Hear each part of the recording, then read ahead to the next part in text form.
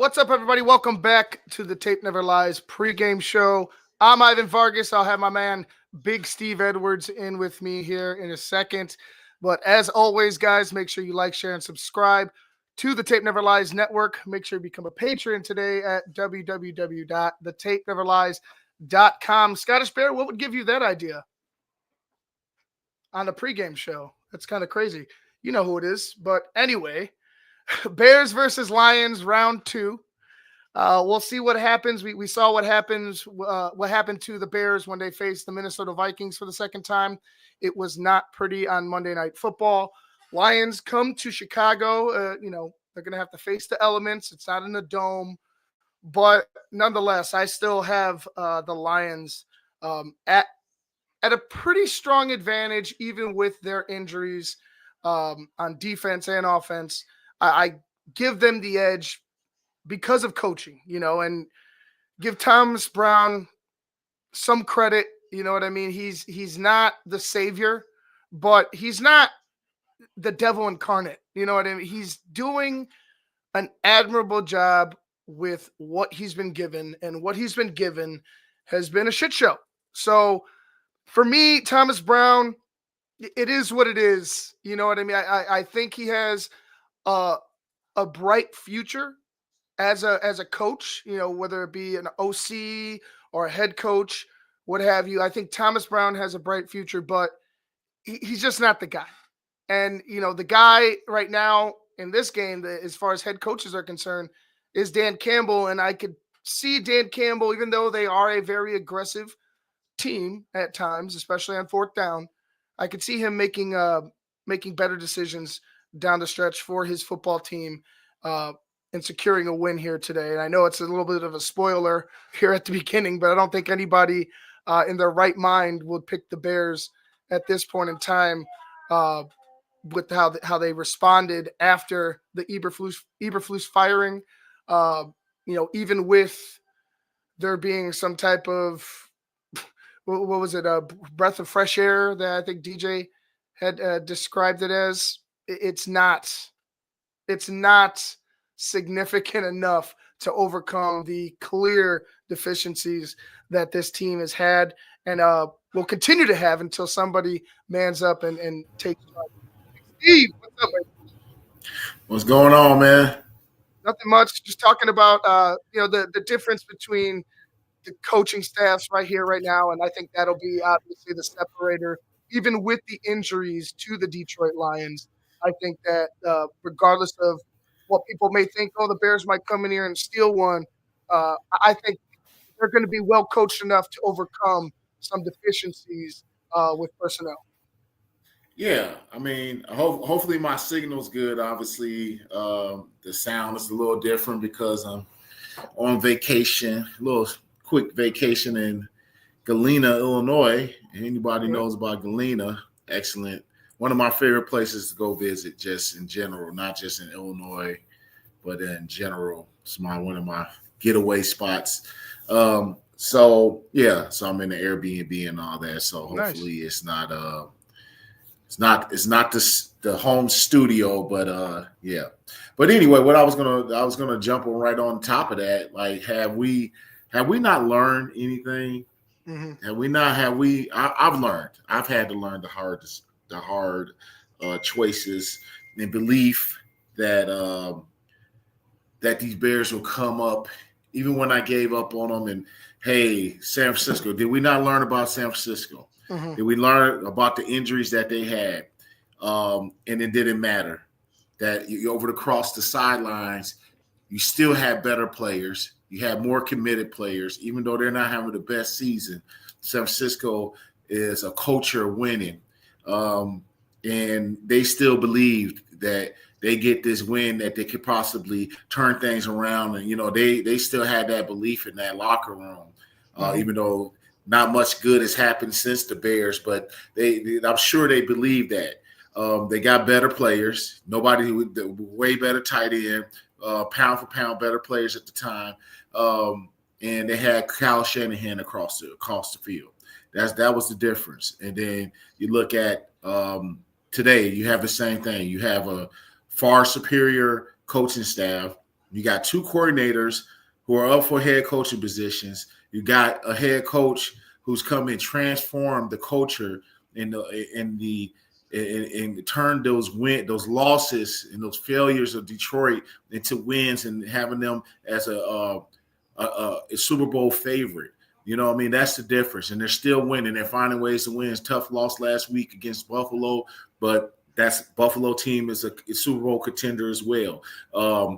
Barring all the injuries, I don't know what else you expect these Bears to come out here and do. Maybe they'll have a little bit of fight. That's the difference about San Francisco, because we never really do well in San Francisco anyway. That maybe there's a glimmer of a hope because we're at home. That's the only thing, a caveat I would give you. Other than that, we're not going to win this game. Maybe it's a little more competitive, possibly. A little more competitive, but we're not coming out of here with a win. I'm just going to leave it at that. I don't know if it's going to be a blowout, but I think it's going to maybe be a little more competitive. That's what I'm hoping. Maybe get that little home feel. Other than that, we're not winning this game. We're just not. And Thomas Brown, just a guy who's not, I think you're starting to see maybe it's not ready or just been given a bad bullshit deal. You know what I mean? So regardless, it's just a guy who got the head coaching, the offensive coordinator job. It's not his offense. Let's not forget that this is not his offense that he would particularly run as far as an offensive coordinator. Then got promoted, pulled out of the booth, put on the sideline, just when he just started to have this communication, this rapport with Caleb, and all this is happening.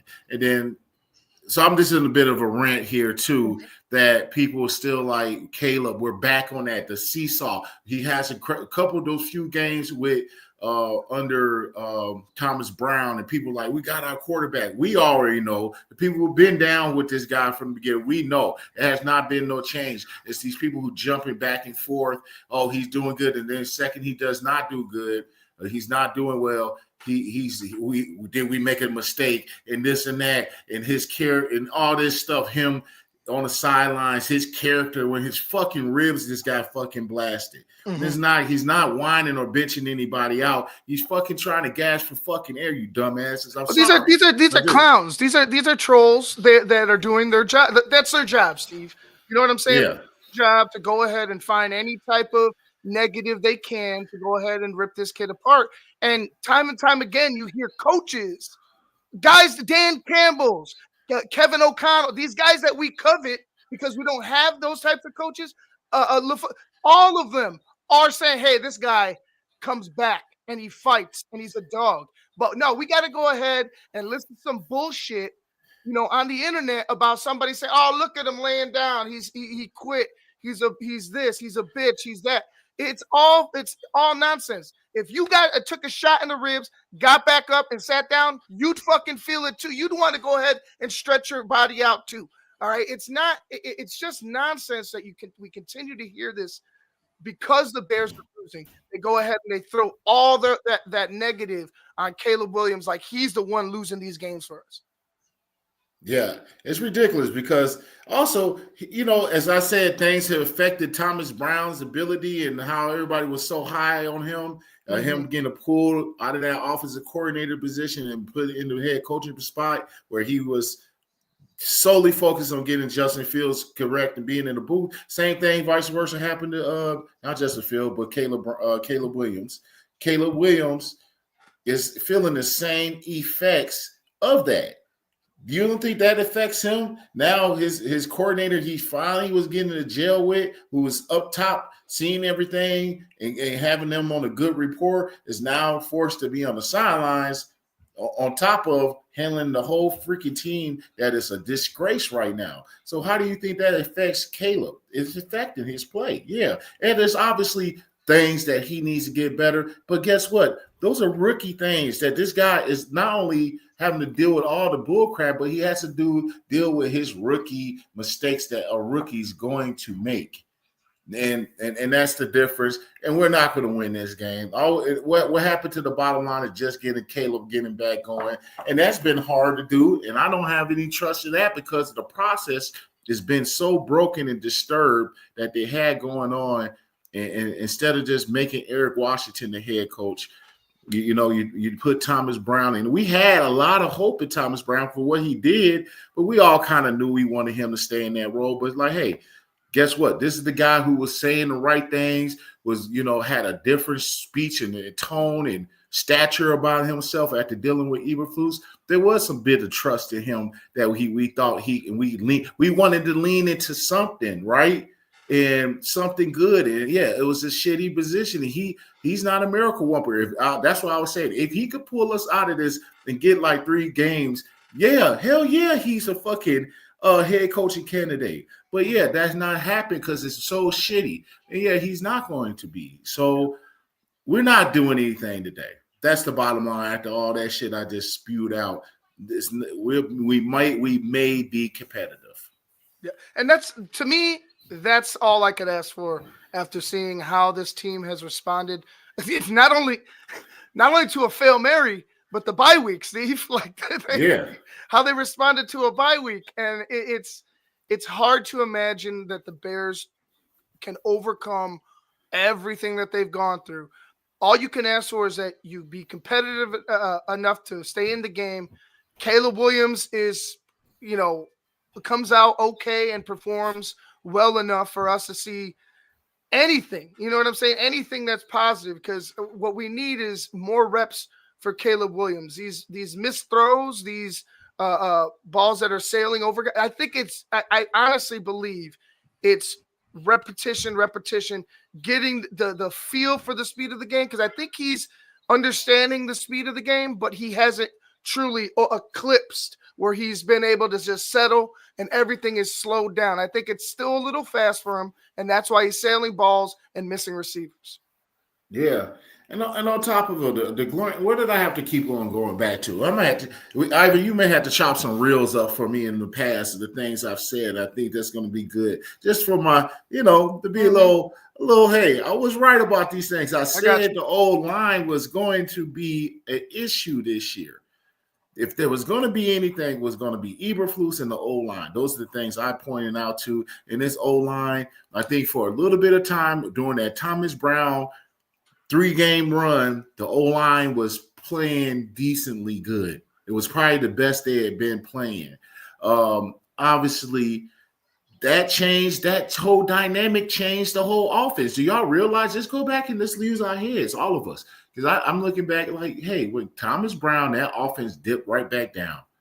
It wasn't doing the great. They still were getting off the slow starts, but there were some glimpse of halftime adjustments where they'll come out in the second half, and then Eberflus, decent coordinator, like they would do enough to keep us in the game, and it was working. And that's why we were in the middle of those games. And obviously, Eberflus would make stupid decisions down the stretch, but everything got disturbed because they were getting the ball out. So when you're in that position, the coordinator, you got to be, especially a shit fire that he was handed. He has to be able to see everything and operate and he was putting all his energy. Now his energy's pooled. Everything is just completely went down. And I think that goes a testament to him, what he was able to do in that 3 games as an offensive coordinator, which I think he should be next year for some team. If not us, some other team. But the O-line, and that's why you look at polls. That's why you got to look at polls, man. Like, dude, on top of the other things. Now we're not getting the Justin Fields 6th-round pick, but I also think that shows you that Justin Fields is not that great. No, we're getting the 6th. We're not getting the 6. Not the 6th, but yeah, like we're getting the 6th. Yeah, we're not the 4th. We're not getting the 4th-round pick this year. We're getting the 6th, and that's just a testament that he wasn't that great, guys. You know what I mean? Like, he's a backup. But you got to look at all the moves. Was there a better deal out there that, we didn't know about? We don't never know. But the O-line was my biggest issue with him. Claypool's, that still stings. The second round that we gave up with Claypool's. But how you structure this O-line, you try to patchwork it. And I understand he got a lot of answers in the other positions. But those answers of other positions are starting to look flawed because the basis of your team is on that D-line and O-line. And I think as you try to get those other positions, DBs, receivers, all that stuff solidified, and you had opportunities, and that's what you did with those picks. But then you start looking when it always goes back to the O line and D line.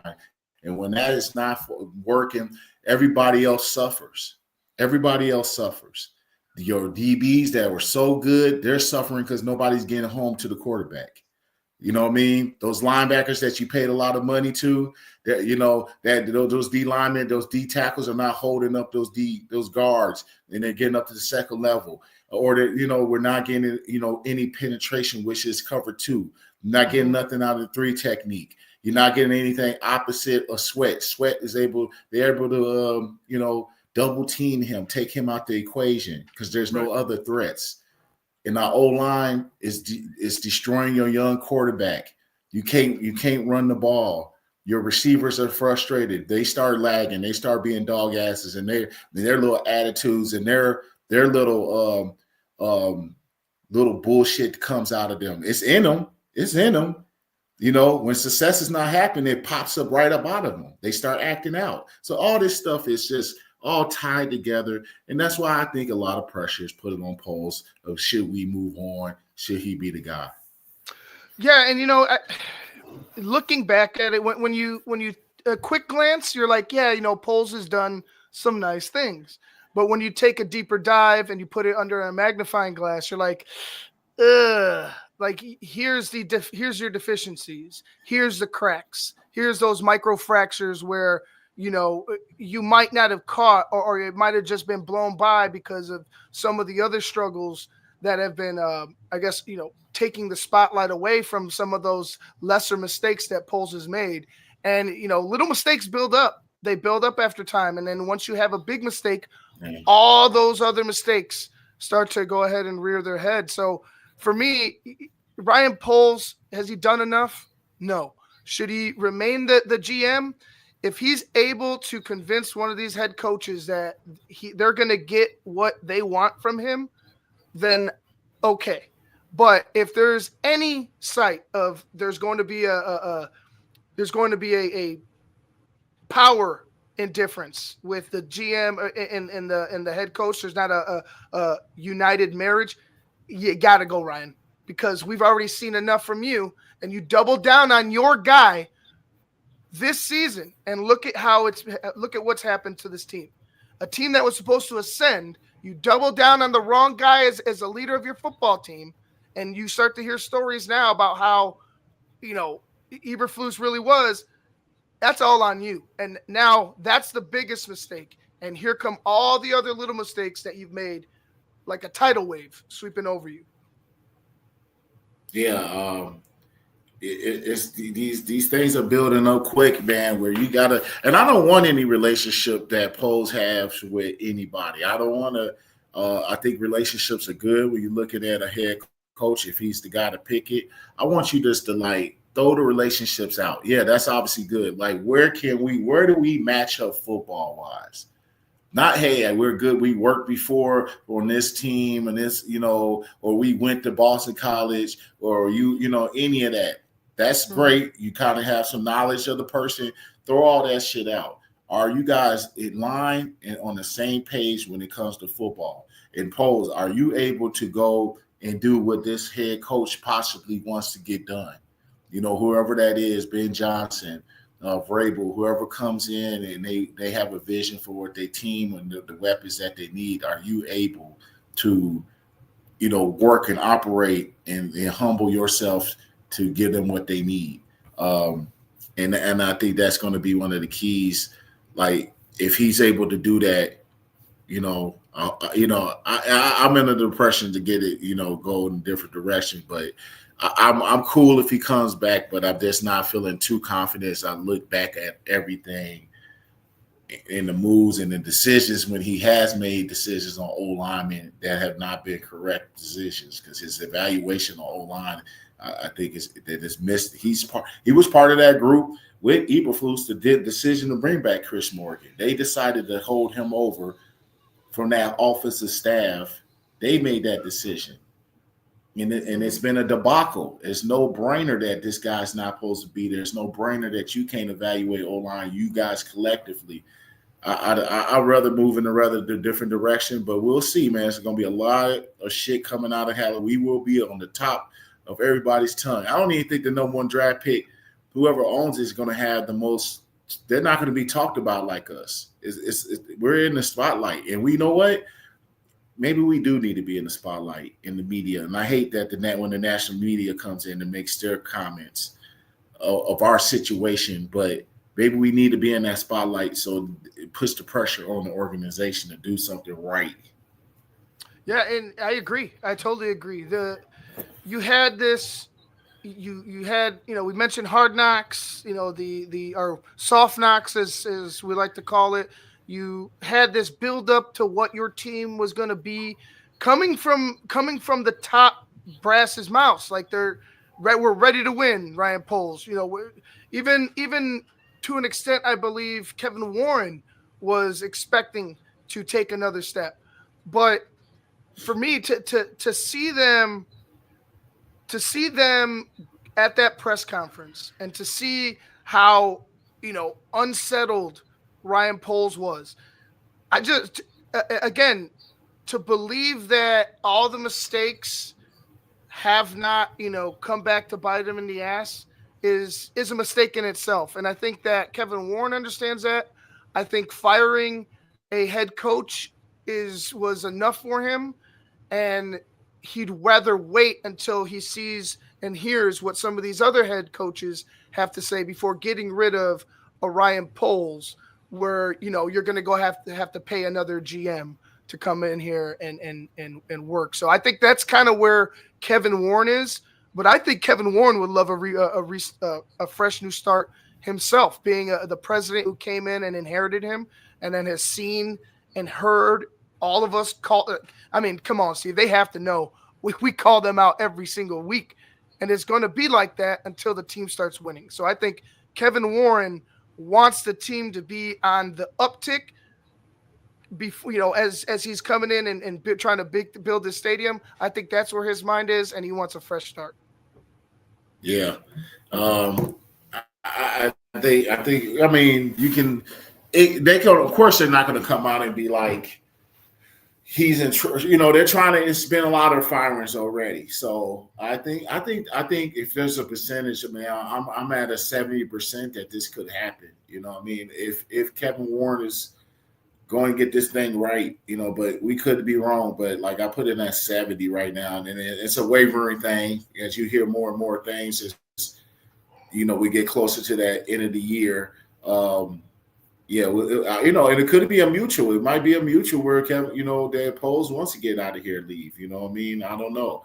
But I think with all things included, it's at 70%. I think he could be moving on.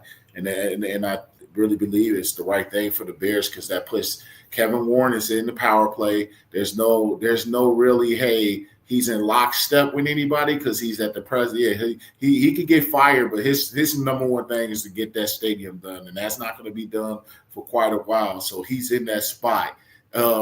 It's all about him bringing in his guy for general manager that's going to run the football thing, operations, and go from there. I think it's the right thing to do. Let him just bring in the guy. But, is he qualified to bring in the guy? Then that's another thing you got to ask yourself. Is he qualified to bring in a general manager? Are we going to start foiling that up? Because now you got a guy, Kevin Warren, who's not a football guy.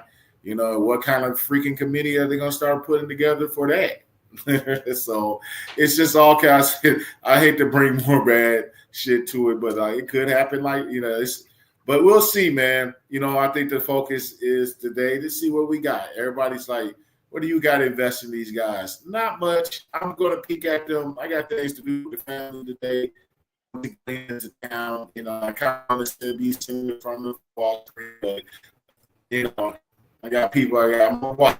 I'm gonna try to see as much as I can. We'll see, man. Steve, you're breaking up really bad right now. It's like it sounds robotic. Like, okay, I don't know if you can hear. I'm out. I'm about to go because I got the bad signal. So you go ahead and finish it up, man. Bears, Lions 31, Bears 21. 31-21 Lions. There you go. That's Big Steve's prediction. All right. So, all right, Big Steve. We'll see you later. All right. That was Big Steve Edwards. Yeah, he's had some connection issues. I will be on. I'm going to take a quick little break here in about 5 minutes or so, or 4 minutes or so. Right? Or no, actually, I'll take a quick break in about 2 minutes because we're going to get started. But then I'll pop on and I'll be doing at least the first half of the Bears game, watch party, talking to you guys, doing some play-by-play, getting a little practice in. And then, maybe, I don't know, maybe Shane will pop up. We'll see who decides they want to go ahead and help me or join me and talk Bears. Hopefully there's an entertaining game, but nonetheless, I'm predicting a Lions victory here today. It's going to be, I want to say 26-17. And I think the Bears score a couple of later scores, a couple of, a touchdown. And let's say they score 10 points late, but the Lions are going to control the game throughout. That's kind of how I envision this game going. Hopefully I'm wrong. Hopefully we're all wrong and the Bears play Grinch and shock the world and they beat the Lions, but it's not looking good. It's not looking good. The response from, the response from the bye week, the response from the Hail Mary debacle, and then, you have the shit show after that, the Cardinals game, the Patriots game, all three divisional games, you lose by a field goal, and it's embarrassing. It's really embarrassing to think about that this team, at 4-2, going into the bye right after you beat London or beat Jacksonville and London, beat London in Jacksonville. That's one day that might actually be the case where the Jaguars go to London, maybe, but. Nonetheless, you had a great game then, and we thought the Bears were on the uptick and gonna start, going on a run. Had the perfect scenario in my eyes, get the bye week, and no, none of that, because you chose the wrong leader, couldn't hold on to the team. He made the wrong decisions, and then when he was questioned and challenged on those decisions, he doubled down and looked like a clown. And now we all look like clowns because we root for this team who struggles to figure out their own identity, who struggles to bring in personnel that are going to ruffle feathers, that are going to get the best out of not only their players but get what they want from the front office. And guys like Dan Campbell, guys like LaFleur, they have working relationships with the front office guys. It's just how you do. It's just the hiring process. How the Bears have done things. They do it ass backwards. I'm not going to get into it. And what's up, buddy? What are you doing? My son's over here messing around. But yeah. So it's all about how they run their operation, and it's been a shit show. For right now, guys, I'm going to go ahead and take a quick break. Maybe get this guy some Cheerios or something, and I'll be right back to call the game and take some of your questions, comments with you guys. I'll be right back. Give me about 2 minutes, and I'll be back with you.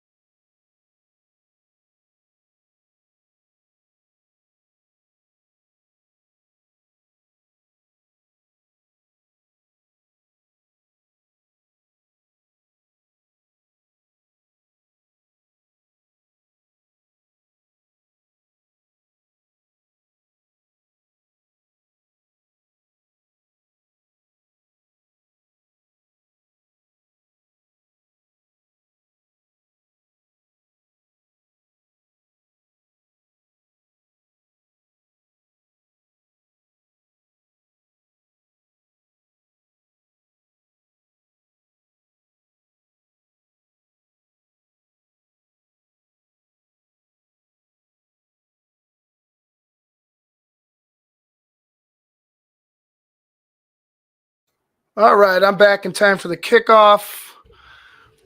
Yeah, Shay, apparently we can't do play-by-play, which is fucking wild. NFL rules, I guess. But I guess we can, quote-unquote, live react. Whatever that means. You're going to hear something from me. So sit back and enjoy. Yeah, I'm looking forward to this game. Looking forward to I'm really looking forward to getting through these next couple of games. I mean, who here thinks that the Chicago Bears can beat one of these three teams? Like, I honestly think we might be going on a another losing streak here, or continuing our losing streak, excuse me. But if any team can be got, I think the Seattle Seahawks next Thursday might be the one that the Bears can go ahead and snap the losing streak with. But we'll see. We'll see as a kickoff happens and a return to about the 20. They went to they went to clips real quick for some reason of Caleb Williams. So it's first down now. Caleb, 62% completion, 230 yards a game, 8 touchdowns to no interceptions in the last 4 games, which is kind of amazing because Bears have been getting their fucking asses kicked in those games. Caleb, again, a lot of criticism on him as he misses Keenan Allen. Ball, I think, still should have been caught, but was behind Keenan towards the sideline.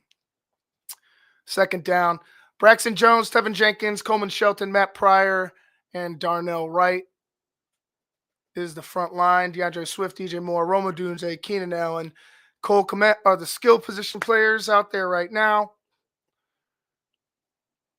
Second down for the Bears.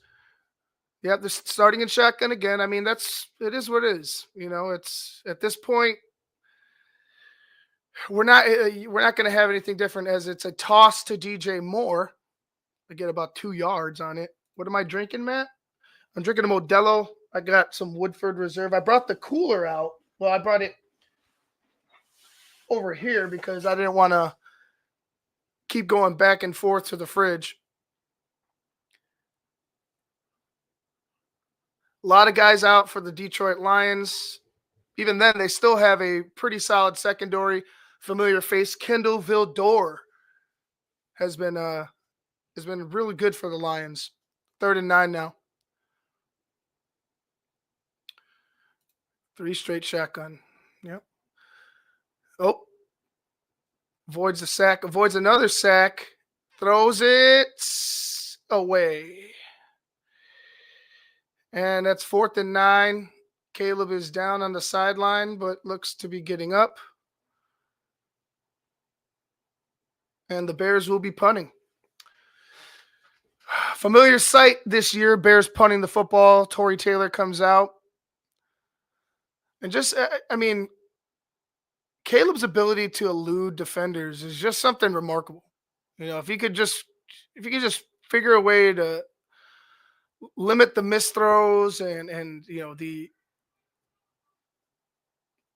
unsettled feet, I think he will be all right. They got the punt, and that punt goes to about looks like the 35-yard line for the Lions as their offense comes onto the field. Yeah, it's not good. It's not good. And that's part of the reason I got to give Big Steve the credit. Like I said, you know, he was mentioning, he's like, I want to see Thomas Brown stay in the booth, go promote a Hightower, go promote a Washington, let him continue to do what he's doing because he's doing a pretty good job with that. Let these other guys go ahead and try their luck with coaching, you know, being the head coach. But, you know, that's the Bears. Again, they do things differently than you know, other football teams around the league. The most all football teams around the league, I would say. But It's kind of what we're stuck here with is bad decision making, bad understanding of personnel, bad way to set up relationships, 2nd and 3 for the Lions. And that's a completed pass to, it looks like Jamison Williams for a first down. I don't know where he got lined up at, though. Or I don't know where he caught it at.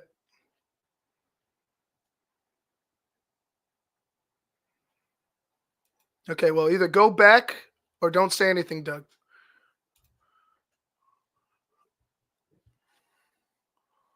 First down for the Lions. We got a flag out there? I don't know what's going on. Unsportsmanlike conduct on Detroit. So that's big. Looks like on Jamison Williams again. What did he do? He taunted. What did he do? Let's see. Spun the ball. He spun the ball right there and started talking shit to Jalen John or to Tyreek Stevenson. So 2 knuckleheads doing knucklehead things. Tyreek Stevenson and Jamison Williams. That's right on par for those two. First down for the Lions, but they're backed up towards about the 30-yard line. Looks like the 31. Yeah. And that's looks like a 5-yard gain for Gibbs. Carry, what's it?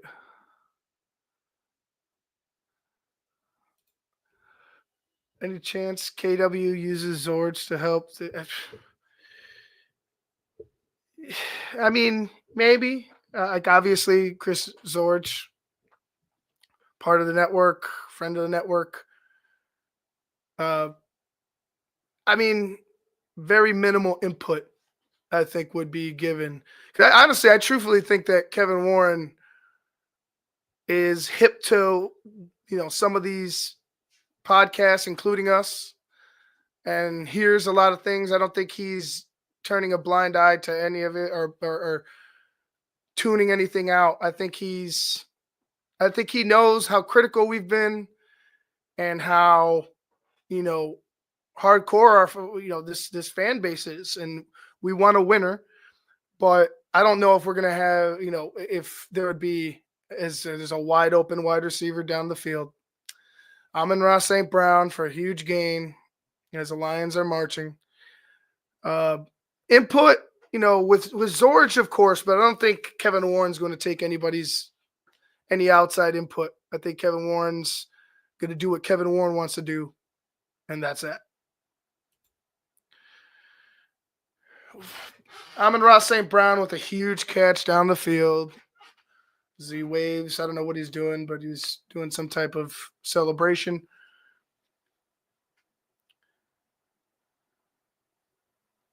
Looks to be a handoff to Gibbs again. Gibbs, yeah. Gibbs got about 5-6 yards. There's just no push up front with this fucking D-line. None whatsoever. Just no fucking effort right now with this defensive line, man. You got Dan Skipper coming in and out. He's probably going to score a fucking touchdown right here on this drive because these guys can't stop a fucking cold. 2nd and 5.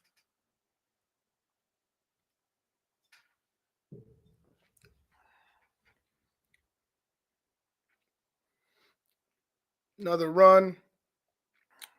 And the Bears swarm to that one. It's going to be 3rd down.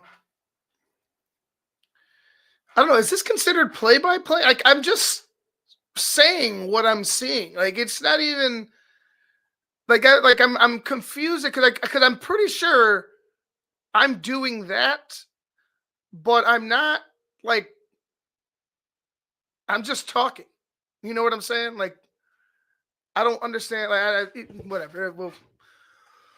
We'll get to that later. Jared Goff's 3 for 3 for 50 yards right now. He's going to throw again. and he throws it right into the dirt. Bears hold, 4th down, 4th and 2. Let's see what the Detroit Lions want. They're going to bring out the field goal unit. All right. So that's a win for the Bears. Could have gotten, I don't know. Maybe not. Maybe not. I got to see the other angle. I thought Gordon got there maybe a little bit too late, but the ball was in the dirt. 21 of 23, Jake Bates, long of 58 this season.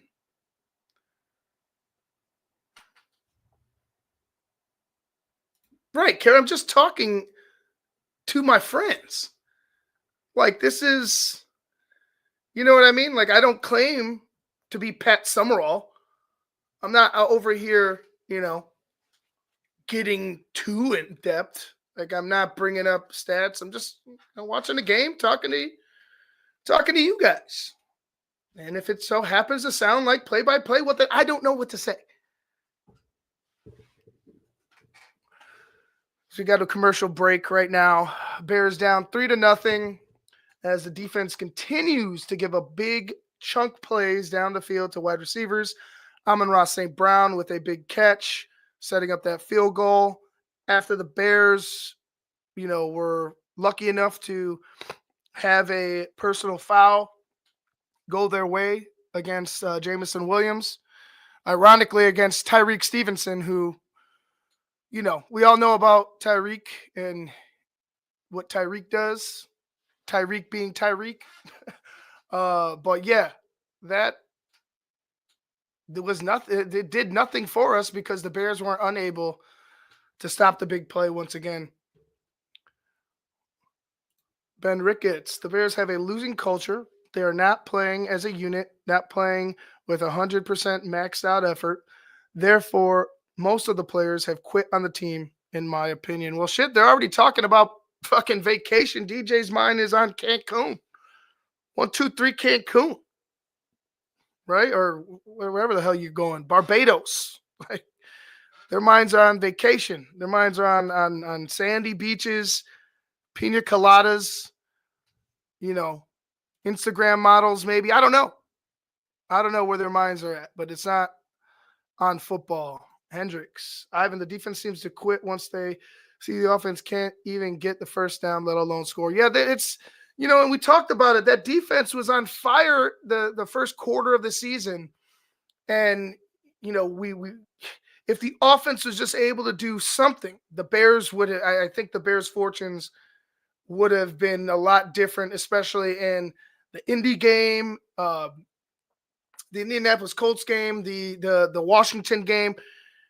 It's frustrating to see how we can't get both units on the same page, right? Like, you can't get both units firing off at the same time. Like,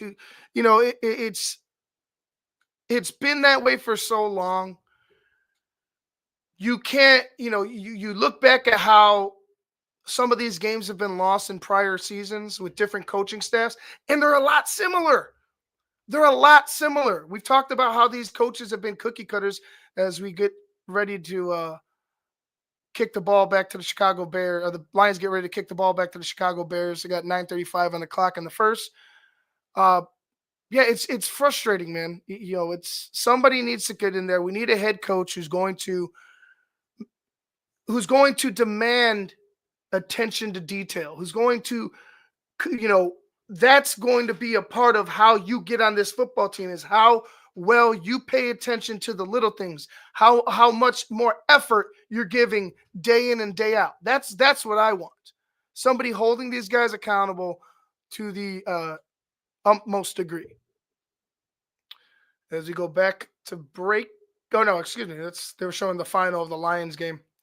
The Lions-Bears game on Thanksgiving. Caleb Williams that week was 20 of 39 for 256 yards. It's going to be a handoff, and there's a flag on the play already. It'll be a short gain, but let's see what the flag is. Raymond Hive, and I used to focus on Urlacher on defense and Singletary because they were fun to watch. Now I don't notice the middle linebacker. Do you notice this? Yeah, I mean, yeah, that's kind of what it's it's weird because I do see a lot of good in Edwards. Edmonds has been a disappointment. He's been good enough, but he like in recent seasons, but this year he's been a big disappointment. Uh, I'm not noticing that you have an established leader, if that's what you're getting at. I know people, they got 8 guys wearing a C, but I don't know if there's just the one voice or the one guy you could look to that separates himself, from the rest of the pack. I don't see it right now. Do they necessarily need that? I'm not sure. Probably at the beginning of the season, I would have said, no, I think these guys are, all on the same page, but maybe they need a voice, that second coach, that player coach type of mentality where the guy's going to hold you accountable as well as himself. So we'll see. But I've noticed that the defense hasn't had, and this is going to be horrible because the Bears turned the ball over. Bears doing Bears things is exactly what it is. Another turnover for the Chicago Bears. Just a poor exchange on the reverse. And you know what? If you're trying to subsidize, or if you're trying to get the running game going with this reverse, like, make sure you give it to a guy like DJ then. Like, I understand Roman can fly, but I think DJ's the guy they've been going and using this reverse with. I know you got to mix up personnel, but it's just like, how many times has he handed off to Roma Dunze as a screen pass up the field? They're going to get a lot of yards here. And he's inside the 20-yard line. Looks like to be the 12-yard line. Jahmyr Gibbs on a screen pass. Lions going to go ahead and score again. It feels like. And it goes to that point, Where is it? I think the defense was here we go. Hendricks. I think the defense has quit a long time ago because I see how this offense has been almost intercepted by Tyreek Stevenson. That would have went to the house. Looked like to be a wide receiver screen that he jumped and almost picked it up. It was a bad throw, and it hit him right between the numbers, right where you don't want it to hit a cornerback, right in the numbers. Almost a huge play for the Chicago Bears.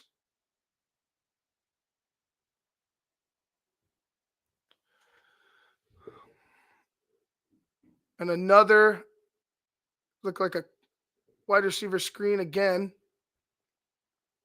to Amon-Ra St. Brown. It's 3rd down. See if the Bears could hold to another field goal. Again, completely outmatched to start the game. Completely outmatched, outgunned. Don't have your feet under you. Don't know what you're doing. It seems like this is when you need an established head coach that knows exactly what they're going to do week in and week out, how they're going to start the game, what plays they're going to call. You need somebody in there that can, oh my God, and that's a touchdown. Jahmyr Gibbs on the right side on 3rd and 6 ran right through the fucking Bears defense like butter. And then he does some weird strip thing with a bunch of dudes around him, which is weird. But anyway, Bears are now down 9-0 pending the field goal. Yeah, Tremaine Edmonds. I think you can go, sir, because you have not been what I thought you were going to be. I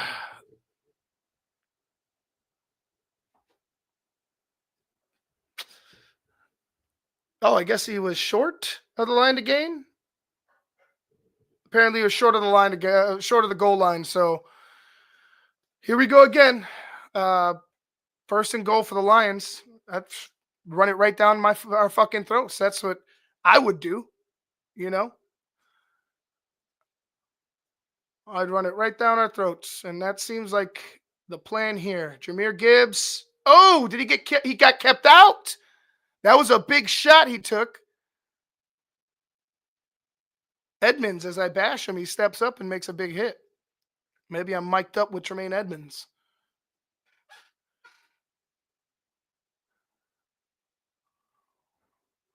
So 2nd and goal after the Bears stop Jahmyr Gibbs.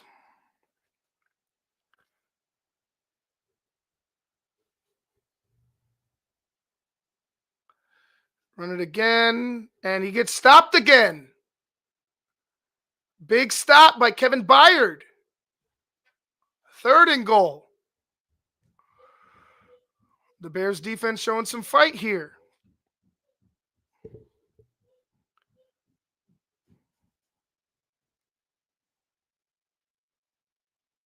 That was a great tackle by Byard. It was a great tackle.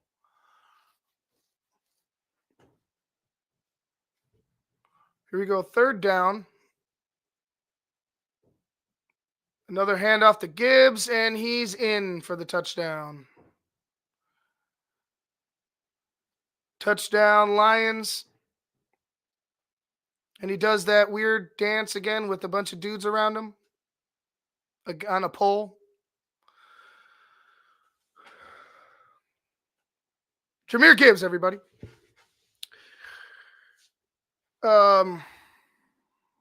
Rough to watch. Rough to watch.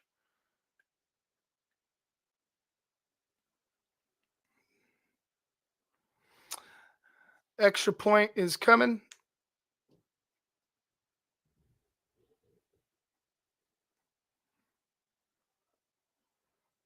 Extra point is good.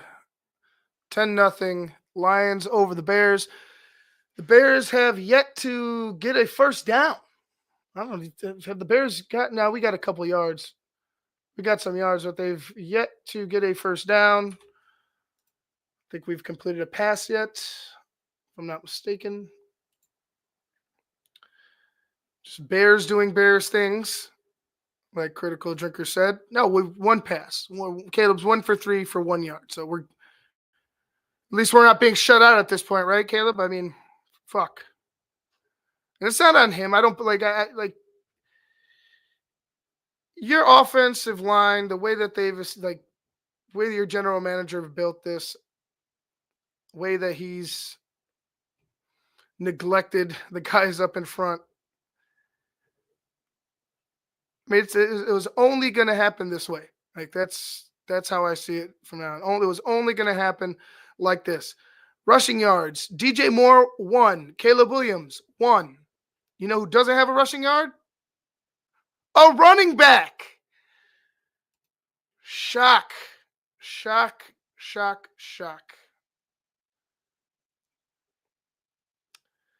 Bears can't run the football. Bears can't pass the football. Bears are trying to give their wide receivers handoffs.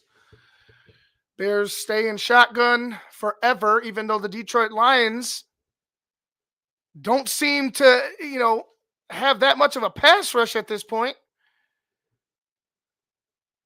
Yeah, we got a fumble, though. There you go. Thank you. Thank you, Mike.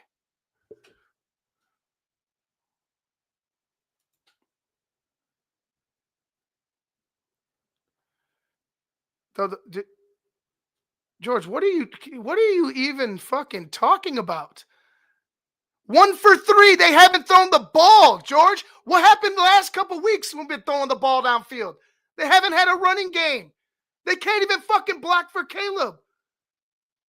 Try to run the football. That's exactly what I'm fucking talking about. King George, get off that yak, bro. It's crazy. Run the fucking ball. Protect your young quarterback who's getting fucking beaten up week in and week out. But no. Let King George throw the ball 64 fucking times and get him murdered some more. Let's do that, King George. Fucking dumb. Brown too. I mean, he was never the guy. Again, he was never the guy. Is he the devil? No. but he was never the guy.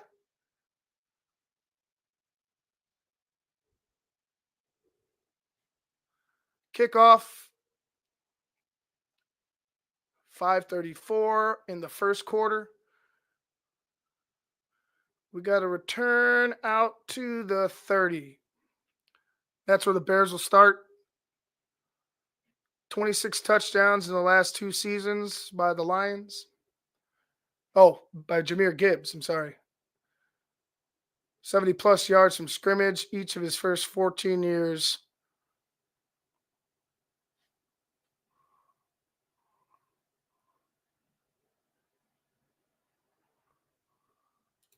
$106 to 3 yards right now. Not good.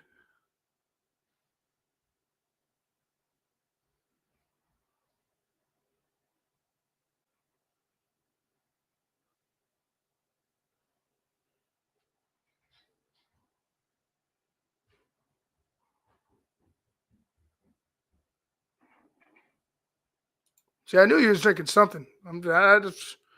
We know our own.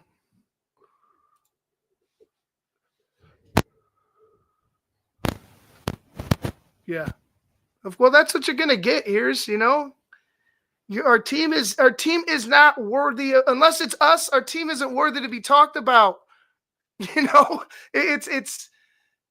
It's about that time, where we realize like this team is not worth being talked about. There's going to be a holding call on the Bears,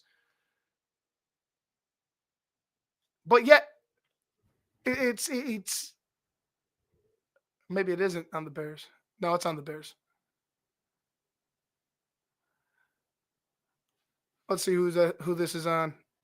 On DJ Moore. Oh God, man. You do something good and you do something fucking bad right after that. I don't know if that's holding, man. No, that's not fucking holding. That's fucking terrible. Oh my God, that's fucking terrible.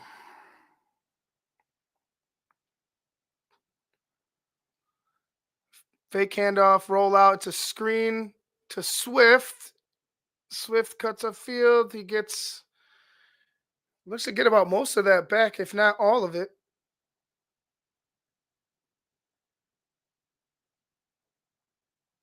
Second down now. Show the down and distance. What's the distance? Come on, ticker. Let's go.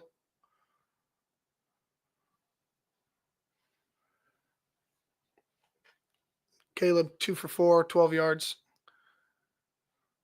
2nd and 9.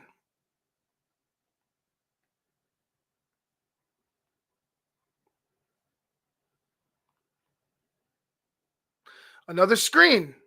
Just going to screen these motherfuckers to death to Roma Dunze, who picks up a lot of yards. He's down. But it looks like he fumbled the football, but I believe he's down. He looked to be down. They're going to say it's their Lions ball, but he's down. It looked down. The ball came out late. Let's see. Knees on the ground? No, maybe it came out early. I got to see the other side of this fucking play. It might have came out early, but it looked like his knee was down. They got to show another angle.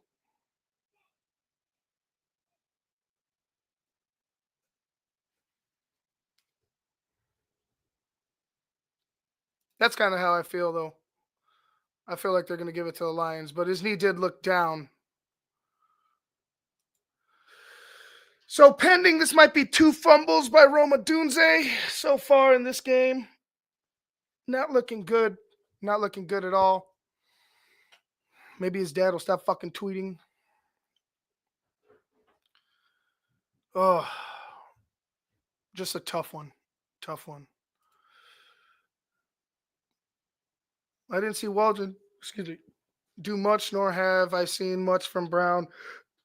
Is the screen pass, which is what Swift does well. Yeah, I mean, that's fine, but Eventually, we're going to have to start doing something else here, you know.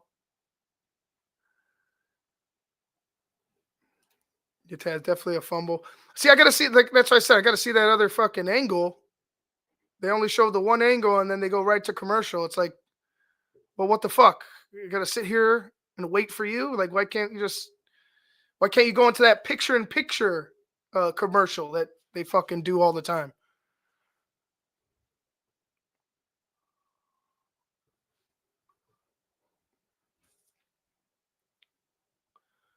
Yep. That's exactly what it is.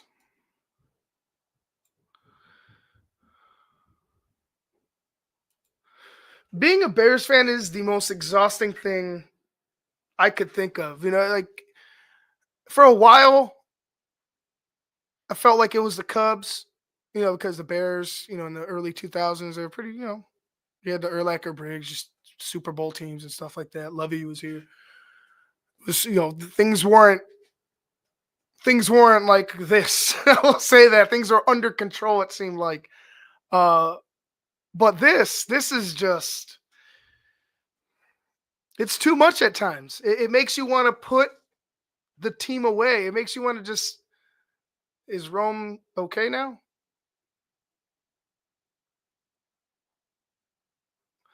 So I guess it is a fumble. And the Lions take over again. We've yet to see any type of fucking momentum from this Bears offense today. We've seen the defense out there plenty of times. And that's going to be a catch by Jamison Williams.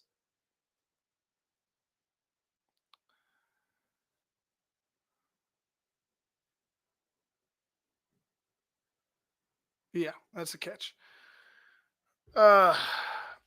Owens with the tackle.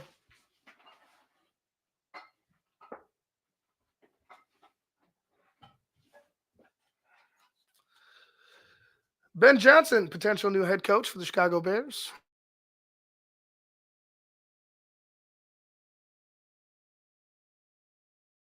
Jahmyr Gibbs, virtually untouched up the gut for a first down.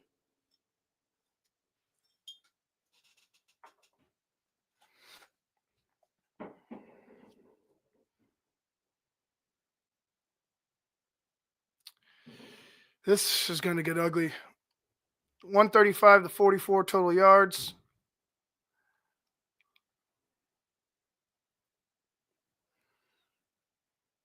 First and 10 again for the Lions. Oh my gosh, Jahmyr Gibbs with just a nasty spin move. Picks up another first down. This is embarrassing.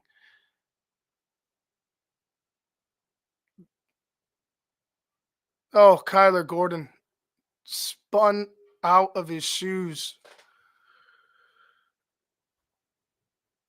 I agree, Scottish. Some of these players are going to go. They're going to be on the chopping block. There's no reason for us to think that we need to hold on to anybody other than Caleb. Like I said, other than Caleb Williams, everybody else can fucking go.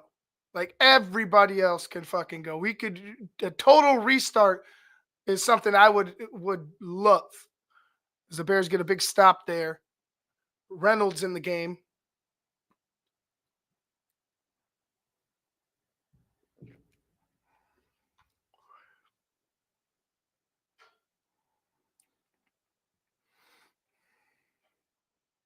Got 1 minute left in the first quarter.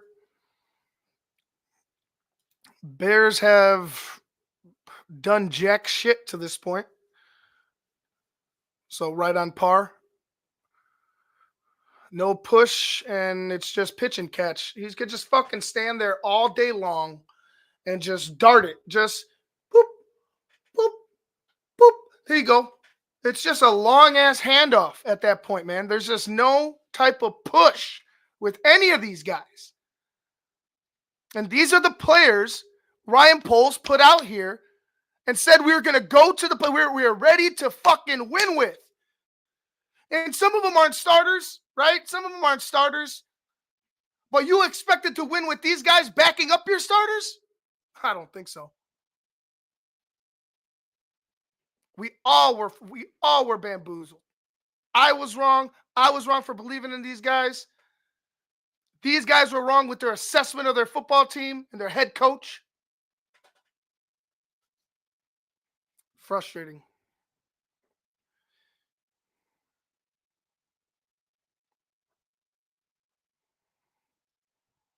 Fourth and 6 now. The Bears come up with a stop. I'm not gonna lie, the defense has been playing pretty good. I mean, they're at a bend but don't break position, but at a certain point, this fucking offense needs to do something. This is exactly what happened the last game with the Detroit Lions. And what's been happening in every fucking game for majority of this season. The Bears don't show up until halftime. Another first quarter ending in a donut. 13-0 Lions.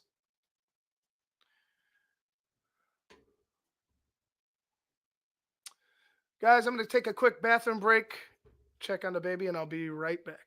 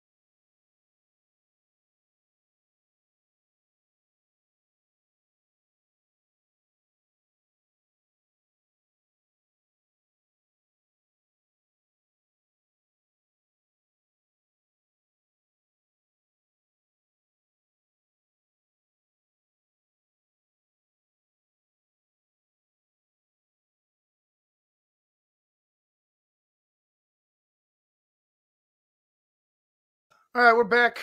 Kick is through the back of the end zone, so the Bears will take it at the 30-yard line. Well, with all that, 13-0 Chicago, or excuse me, 13-0 Detroit over Chicago. 2 seconds left in the first quarter.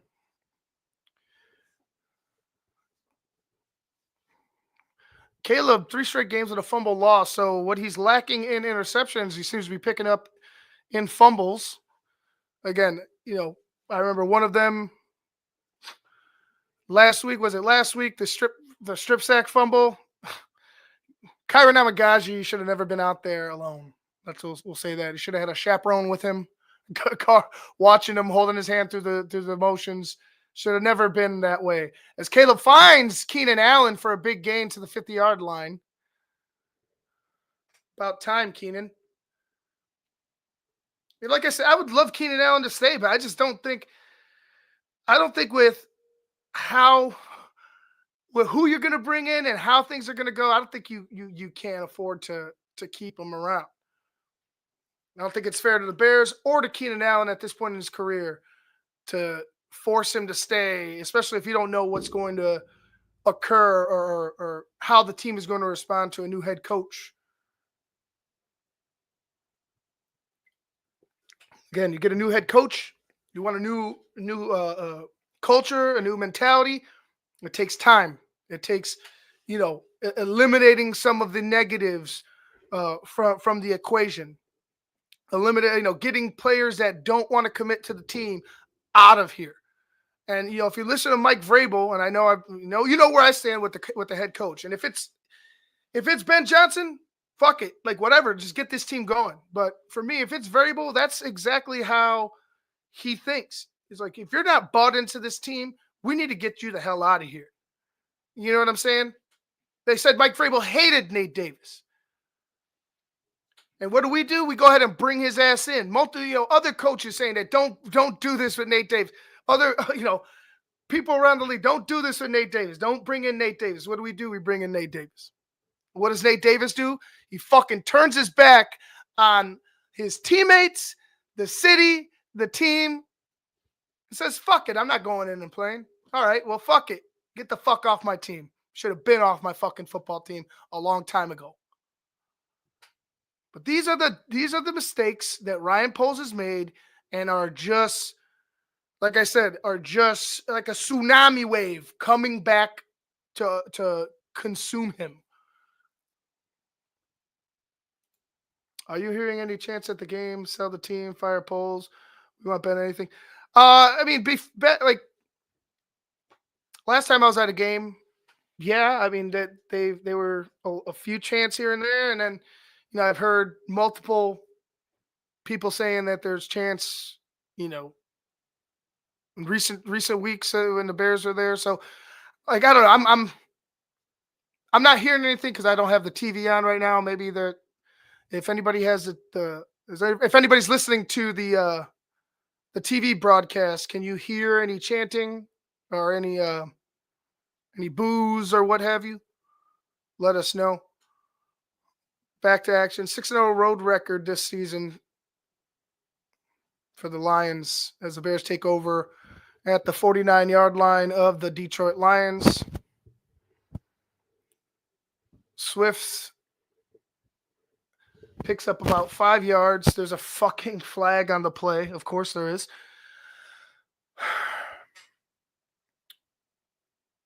Of course. Holding offense number 70.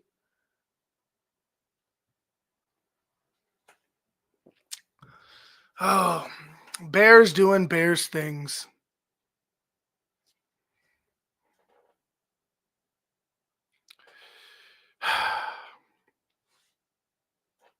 Oh, thank you, Ears. I appreciate it.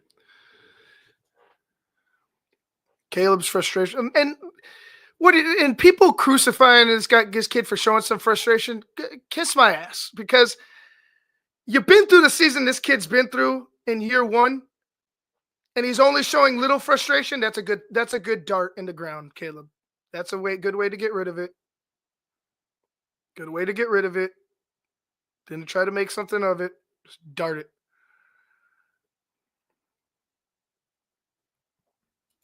Thanks, Carrie. I appreciate it.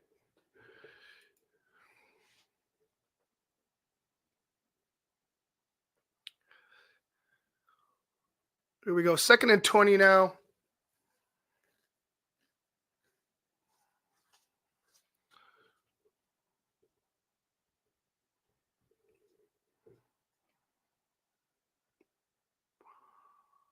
Caleb is passing, looking, scrambling.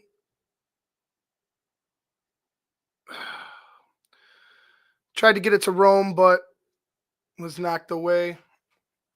It'll be 3rd and 20 now.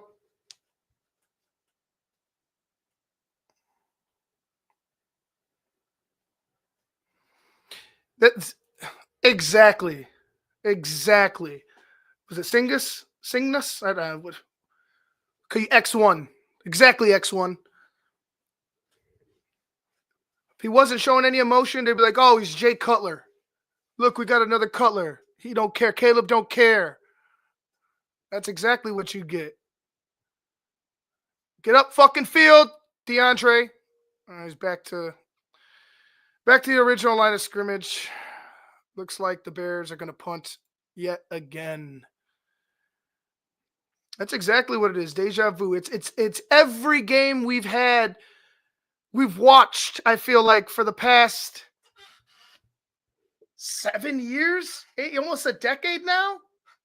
It's Matt Nagy was a long time ago guy at this point, guys. Matt Nagy's 3-4 years gone, removed. I feel like we're still watching some of his games. Offensively, at least. As the Bears get the punt away again.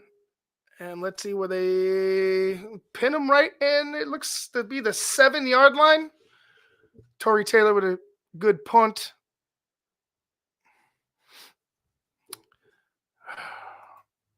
Punterific, yeah. That's the best player so far. Torrey Taylor.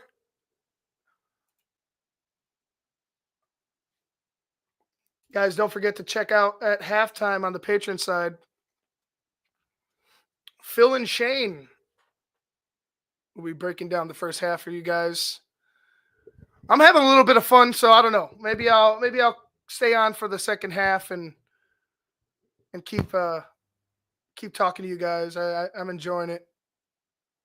Bo's fine. He's watching The Lion King, so.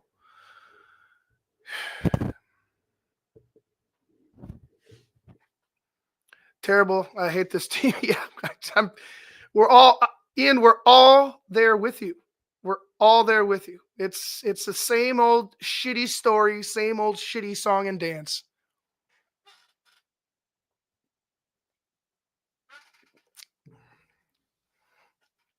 Right. Man, it's exactly, if, like X1 said, if he wasn't showing emotion, that would be concerning. If he wasn't frustrated, that would be concerning. And, I saw a post, or I think Phil had shared a tweet from another Phil. And it was, to paraphrase, it's like Caleb's the only rookie being treated like a veteran, like a 5-year vet. Like if he's making these mistakes in year 5 or 6, and if this team was a better team and a better coach team and better prepared, these mistakes would be, I think, truthfully, would be overshadowed, right? They would be little things, right? But because the team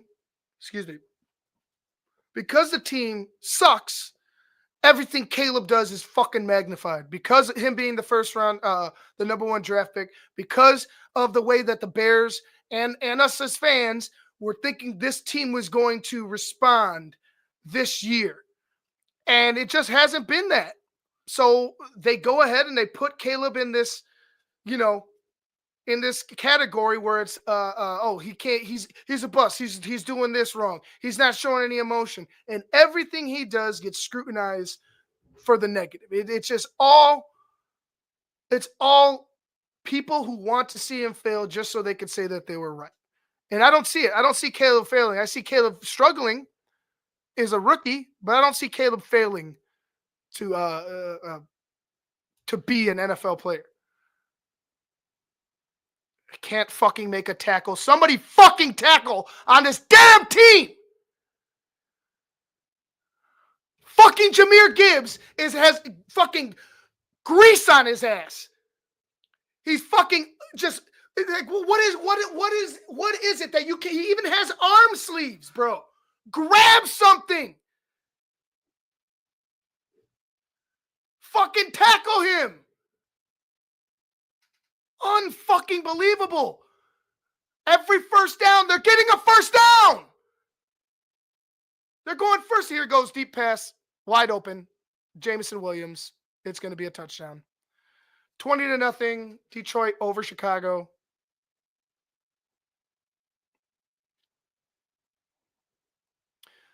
Jonathan Owens, you don't want to run to the fucking camera for that one?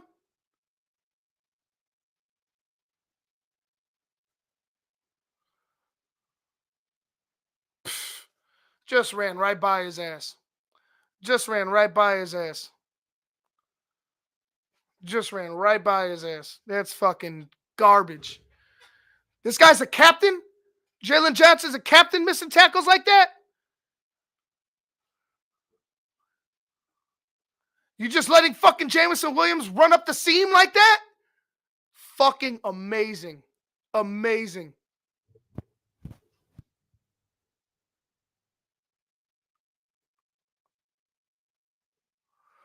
Go ahead, Jonathan. Run to the fucking camera this week. Motherfucker. He could go too. Him and Simone. Get the fuck up out of here. 20-0. Haven't even fucking sniffed the end zone. And this team has nobody. They're fucking hurt. And you can't even muster up. Some of these guys are fucking starters on our team. Have been starters on other teams. There needs to be a fucking reckoning, man. I'm telling you. There needs to be a fucking reckoning. And I don't know if Ben Johnson's going to be the guy to do it. Sorry. I'm sorry. For everybody who wants the offense, I don't think that he's going to be the guy to do it. I truthfully don't. I think you need a motherfucker who's going to come in here, kick some fucking doors in, and demand change. Because that shit is embarrassing, bro. Fucking embarrassing.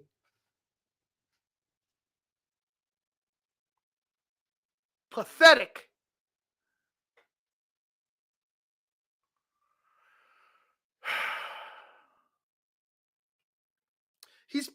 Why not? He picked Matt LaFleur. He picked Arthur Smith. Now say what you want about Arthur Smith as a head coach. That offense in Pittsburgh looks pretty all right. It looks better than our offense.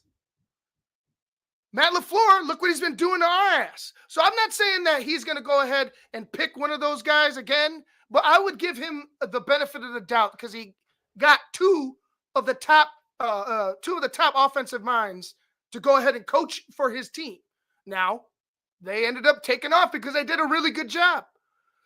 I don't know. Like, the only thing I would say I don't trust with Mike Vrabel is if him and Caleb can be on the same page, because you still have to be on the same page with your head coach, and that's yet to be seen, right? I mean, we'll see what happens with it. That's something that I'm like, all right, you had a Ryan Tannehill, you had a Marcus Mariota. What would you do? How was your relationship going to be with this kid who's younger? You know what I'm saying? Who obviously I think will benefit from some tough love, some direct, hey man, you need to fix this shit. You need to get like some of these misses. But that's probably the only thing I could be truthfully worried about with Mike Vrabel. Other than that, I think he'll fucking get this team playing like an actual football team and not a bunch of fucking prima donnas who get paid millions of dollars to go out there and miss fucking tackles and let motherfuckers run right down the seam for fucking 80-yard touchdowns.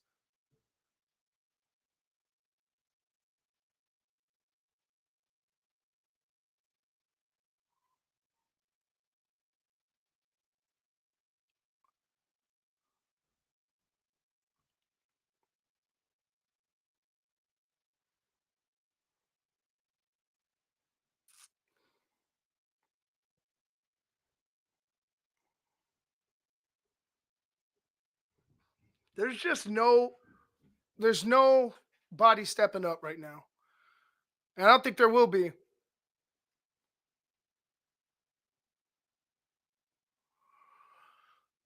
First and 10. We got 12:49 left in the second. Hey, look at that, a handoff.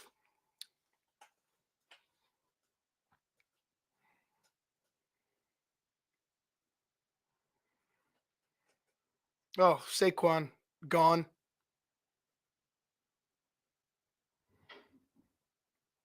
$21-0 Eagles over the Commanders.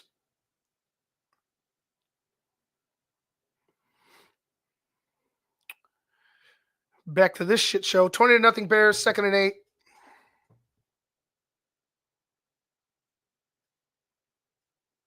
Caleb goes back to pass. Goes deep. Got a man, but it's way overthrown for DJ Moore. Did DJ just fucking stop? Did he just fucking stop in his route? Like, I mean, what's going on here? What the fuck is going on here, bro? Did he just fucking stop, bro? Like, DJ, he could get his ass traded too, bro. To be honest with you, I don't give a fuck if they gave him money. You could get your motherfucking ass traded too, bro. I really don't fucking care. It's a bad throw. You're right. It's a bad throw. But him stopping in his route way before it even went, the ball landed, that's something else, bro. That's a catch by Roma Dunze for a first down. There's a hell of a fucking flag. Oh, my God. Oh, my God. Another one.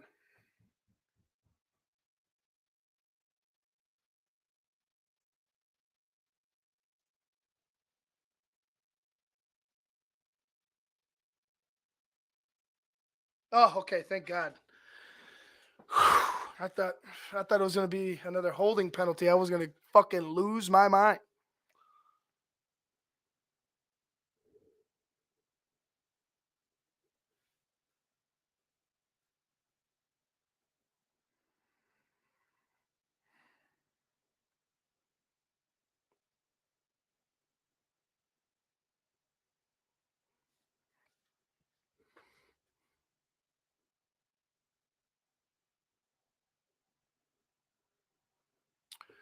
First down now. They're in a pistol.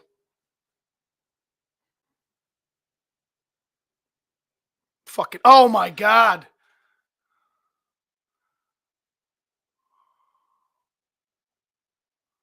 Oh my God. Just,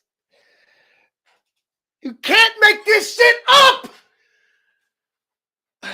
Oh my God.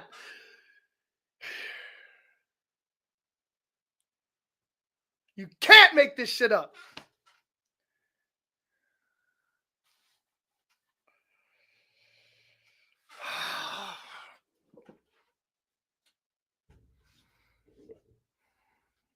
Jenkins hurt again.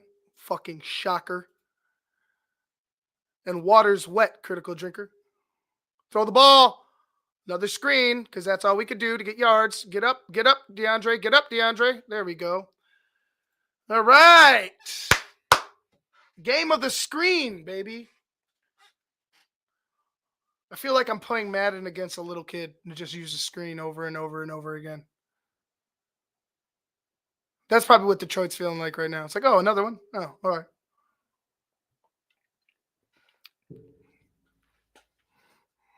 Second and 2. It's going to be a handoff to DeAndre Swift, who picks it up, and a few more.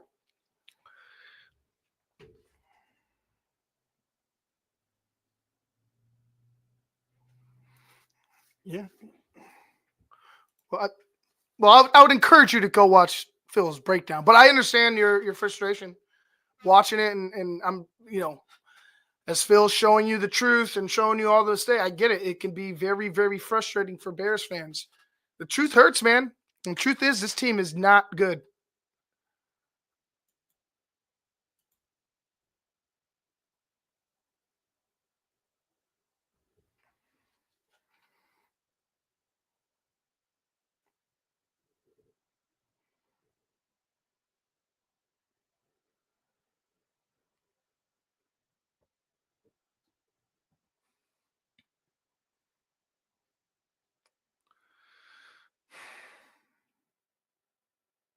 Second and 6.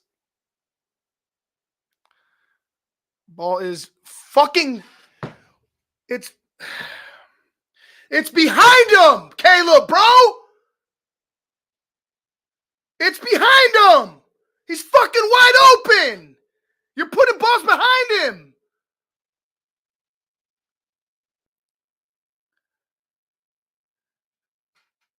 You could call it a drop. But look at where the receiver's set up. He's got to go fucking reach all the way back down. He's standing right there. Stand and fucking deliver. That's where I get frustrated.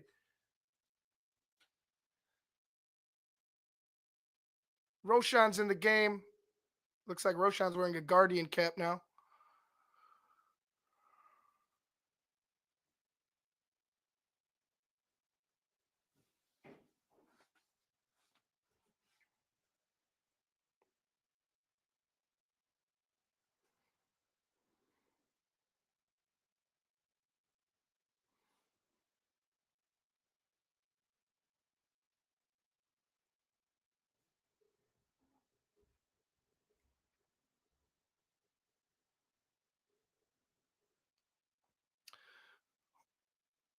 Ball is caught on 4th and 3 by Rome Odunze. Good fucking catch, Rome. Rome out there going and getting that ball. Put in a good spot, only where he could get it. Good catch. We got a Bears player down. It looks like Braxton Jones, but I can't really tell.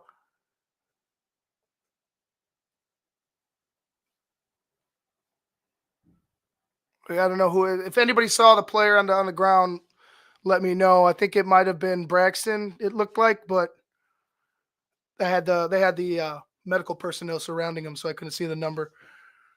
Yeah, that was a good catch and a good throw from Caleb and Rome. But the one to Johnson, he's standing right there, Caleb.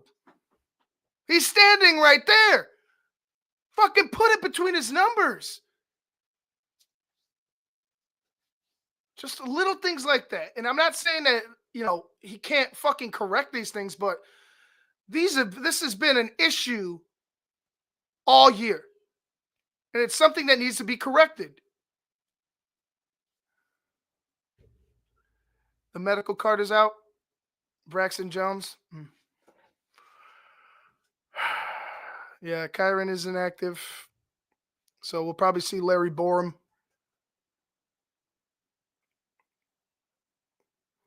Yeah, Kyron. He's no better, but he'll be out there.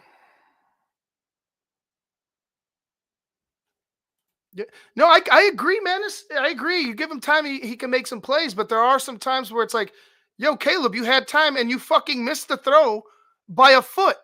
Or you threw the ball behind a guy who is standing with the defender about 5 yards behind him, closing in. He's still wide the fuck. That's wide the fuck open, Johnson. He throws it down behind him.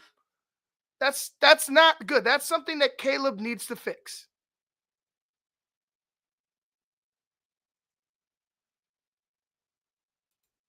Yes, I think I can agree with that too.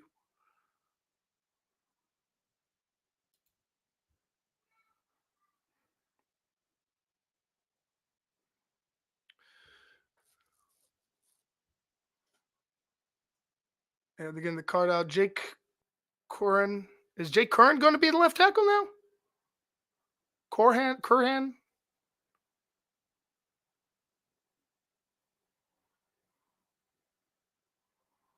Braxton's still out on the field. They got everybody out there surrounding Braxton Jones right now. Hopefully Braxton's okay. You never want to see that with anybody, especially in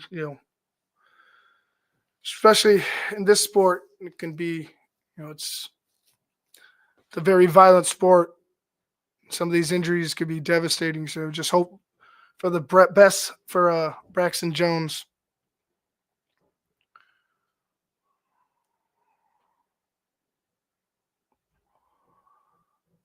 Caleb has happy feet. That's why he's I'd mentioned. Yeah, I've been mentioned it earlier, Mike. That's part of the reason, why I think he's struggling, is that part of the pass rush. But I even think that just the speed of the game sometimes is a little too much. Even when he's not being rushed, he seems to rush a little bit. So can he be better? Fuck yeah, he could be better. Is he a bust? No, not by any stretch is Caleb Williams a bust. It's just look at what he's been given, as far as his coaching staff, as far as the people who are supposed to prepare him to win. It's lacking.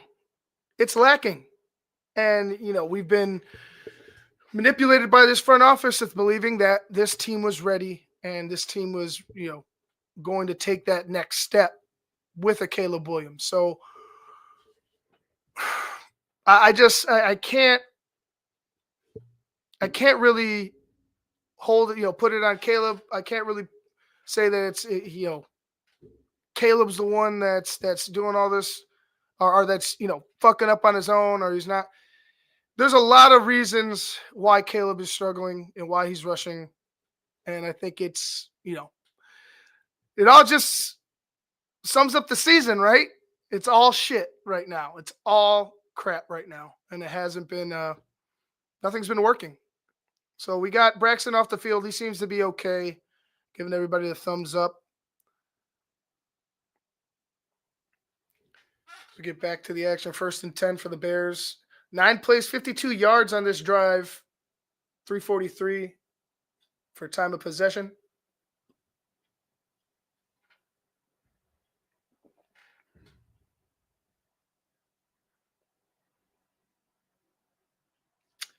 Got a pitch out to Swift, who hits a seam.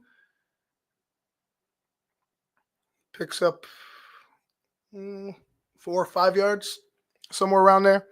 Caleb is 9 of 15 for 113 yards. He broke the rookie record for 301 straight passing attempts without an interception Longest active streak in the NFL.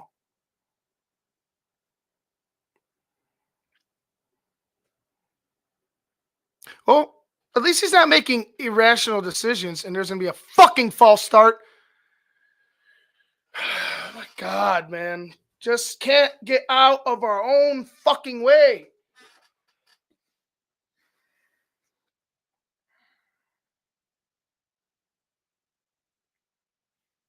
Yeah, thank you, John. Everett, another piece of shit signing.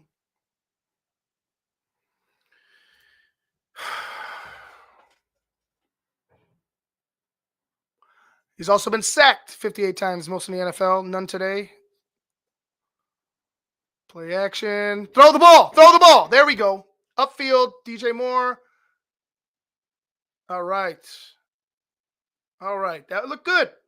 That looked good. I like that. It's able to get DJ out in space. Caleb got the ball to him. First and goal. First 4 drives, they only picked up 2 first downs. On this drive, they have 4.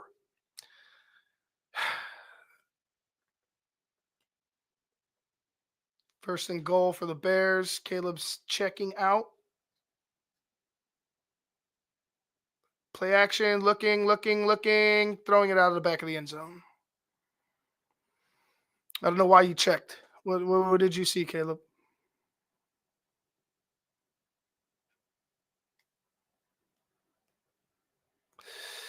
That's a part of the. I don't like that. You got both receivers running. Yeah, I get they're crossing, but I don't like that. I don't like that play at all. I don't like the routes on that play. Just bunch up everybody and hope somebody breaks out. Like that's Swift up the middle, and he almost gets there. He's on the but looks like the half-yard line. Bears looking to get on the board here before the half. Hopefully they could get the ball back, maybe score some points, make this a fucking game again.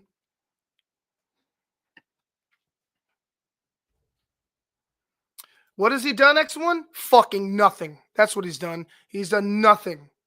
Jack fucking shit. That's what he's done. He could go. Oh, it's not Doug Kramer, but they got another lineman back there, and it's a bootleg. Touchdown, Cole Kmet. That was a nice play action boot. Cole Kmet with the touchdown. Bears are on the board.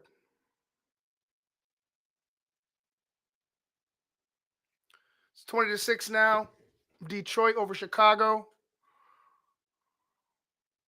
Bears have an opportunity. They have an opportunity to get back in this ball game, like I said, and it'll be up to the defense. I'm gonna check out this extra point, and then I will be taking a quick break, and I will be back in a flash. Come on, let's go.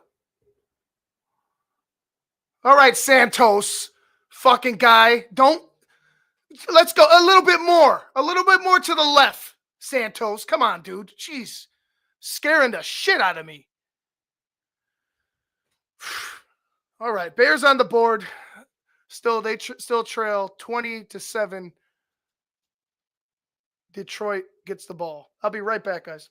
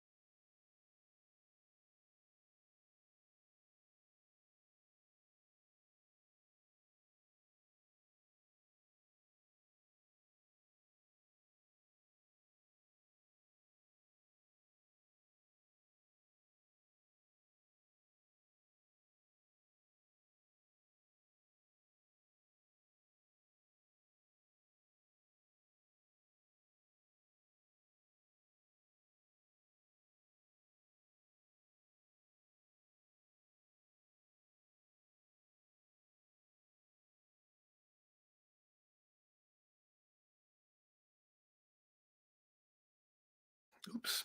All right, we're back. First point scored in the first half since week 12. Guys, embarrassing. Embarrassing, man. I'm telling you. First point scored. At least they went to Cole Kmet. You know what I'm saying? Like, at least there's a Cole Kmet sighting.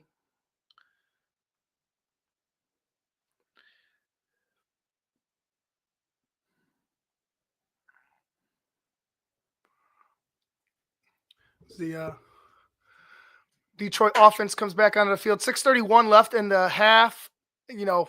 Again, if this defense can come up with a stop here, I like the way that the Bears offense responded on that drive. Some of the play calling was better.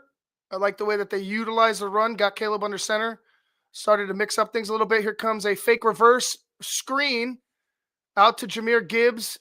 Who else would they get the ball to? Second down looks to be like half the yardage, maybe like six yards, maybe 5-6 yards, somewhere around there. 6 yards. 8 of 11, 181, and a touchdown for Jared Goff. We need some pressure on him. Have we touched Jared today? I don't believe we got a sack on Goff today. We need a fucking sack here. We need a sack right here. It's going to be a handoff to Gibbs. He's got some room, gets the first down, gets spun down by Owens after picking up maybe 7 yards, 8 yards, something like that. Just about 5:30 left in the first half. Appreciate everybody joining me here. Got a nice little group here in the chat. We all know the numbers dwindle when it comes to these watch parties. But for those of you that have stood and hung out, I appreciate you. And there's going to be a catch, and Jahmyr Gibbs just running around Bears players. Jeez. The guy is a special talent. I'm not trying to take anything away from him. But dude, come on, bro. Like, we got Barry Sanders out there right now running all over the Chicago Bears. That's how I see it. Like, it's fucking Barry Sanders juking the shit out of the Bears, running away from Chicago Bears. Oh my goodness. And then that's where Ben Johnson comes in. Like I said, I'm a variable guy, but like having that offense, and it gets right out to Gibbs, or it's not Gibbs, that's Peterson or Jefferson. I get it. I understand. But again, you want to see this Bears offense, or at least this Bears front office, find players like that, like a Gibbs. Swift is a good player, but damn, DeAndre, he's not Jahmyr Gibbs,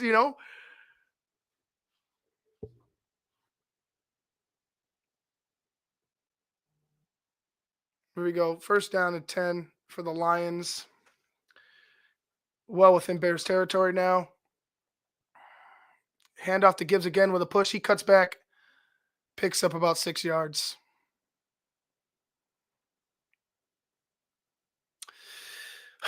So let's see.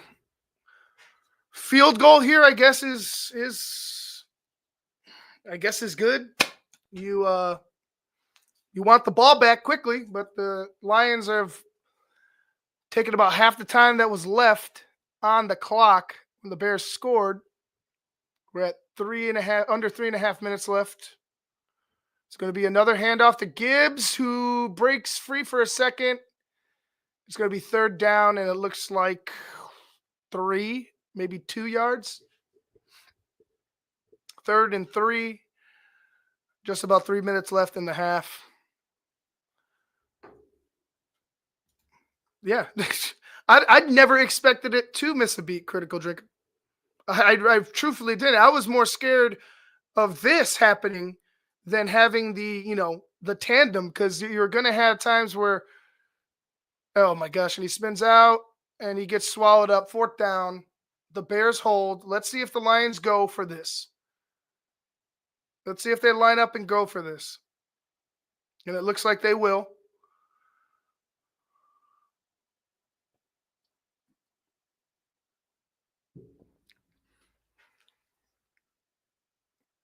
But back to the Monty and they are a dynamic duo, but the damage Gibbs can do with his speed and athleticism scares the shit out of me. And he's just tearing us apart right now.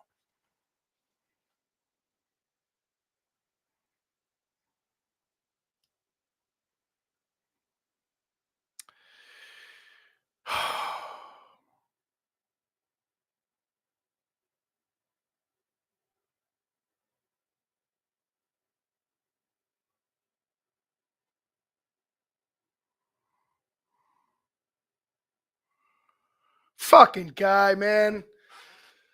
Oh! Fuck, man. Why? You fuck? Why? Why did you have to fucking move? Get off the fucking field. Jeez, man. Why? Why fucking move at all? Trying to do too fucking much.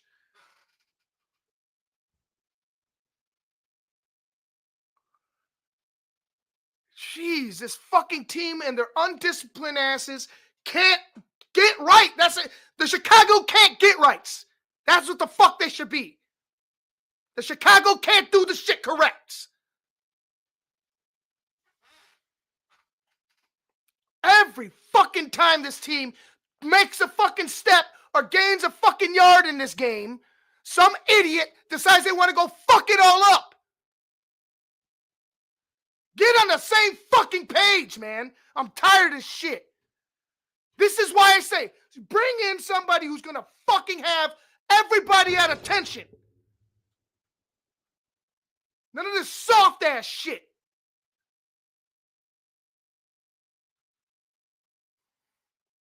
Unbelievable.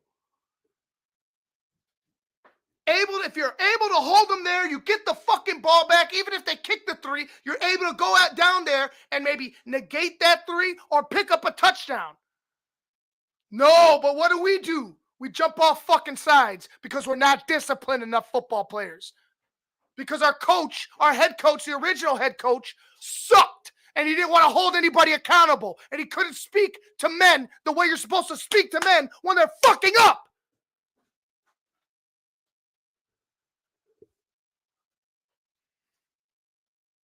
Unfucking real.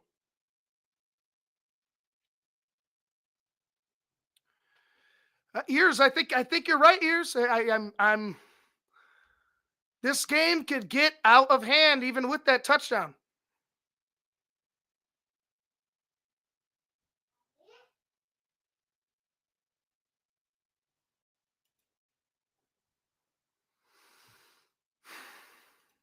Yeah. Somebody needs to go. I'm telling you, John, because the way that these players go about their business doesn't look like professional football players sometimes. The way that this shit happens has been playing out week in and week out. Looks like a shitty ass product. Looks like a bunch of undisciplined bunch of guys came together and decided to wear the same fucking t-shirt. 1st and 10. Jameson Williams, first down, gets down to the 5. They're going to fucking score a touchdown right here. 1st and goal. Just another pitch and catch from Goff to Williams.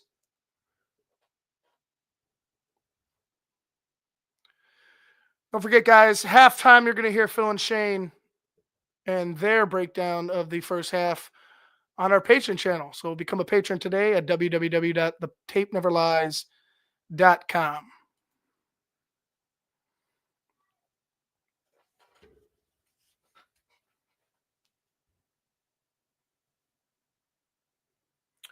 First and goal is going to be a handoff to Gibbs again.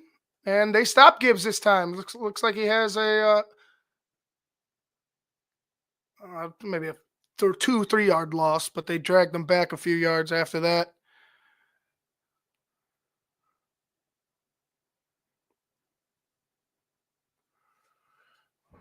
About a minute and a half left. Tick, tick, tick. Bears don't want to stop the clock or try to go and save some time to go down. They don't want to do none of that. They don't want to do none of that. They're just going to let this fucking thing go down and hit zeros while the Detroit Lions walk into the end zone.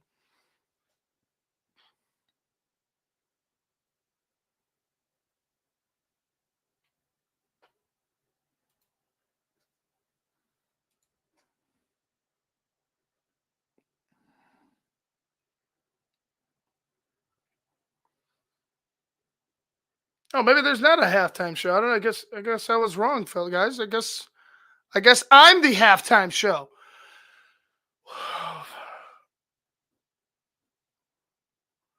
Sorry if I've misled you. I don't want to be the Chicago Bears.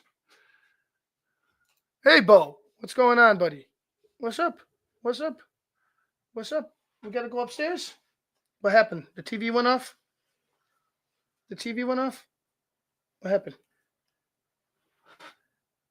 What happened? What's up? What's up? What's up? I know. Third down, wide receiver screen to Amon-Ra St. Brown. You got it. Okay, Bo, let's go take care of your thing. Amon-Ra St. Brown with a touchdown. I'll be right back after I take care of what Bo needs. This is fucking atrocious.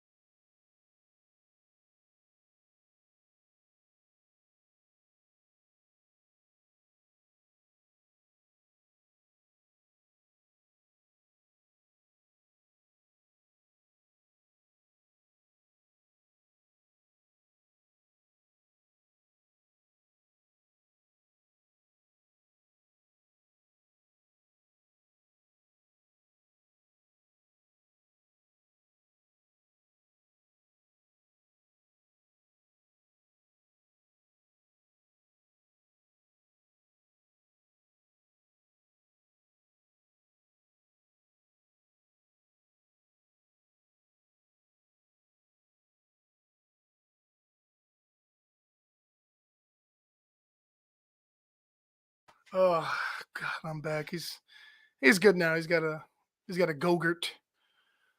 But geez, yeah, man, Bo was trying to save you from what. Yeah, thank you, son. Thank you, son. But we got to watch this. And did he just go big balls on us? Did I see that? Was that a big balls celebration, motherfuckers?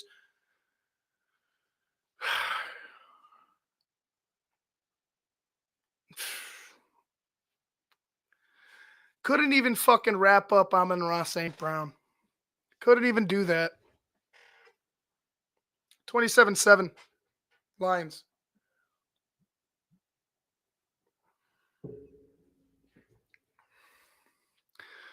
The Bears physically are on the lakefront at Soldier Field. Mentally, they're in Punta Cana.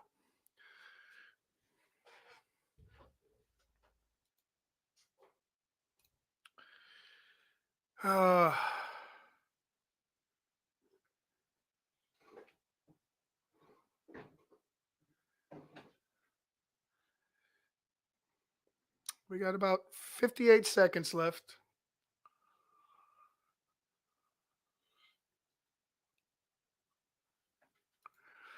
He's hurt worse. He'll be all right.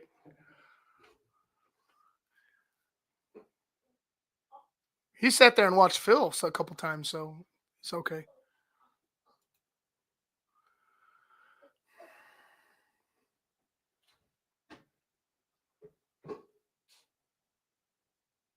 First and 10 for the Bears.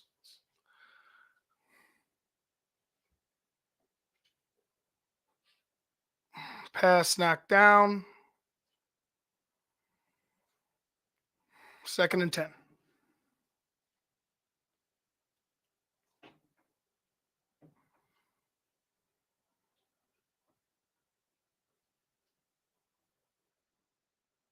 If you look at the rookie quarterback comparisons, none of them are doing horrible.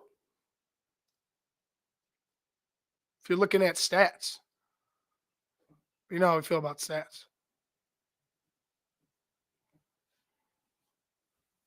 Throw the ball.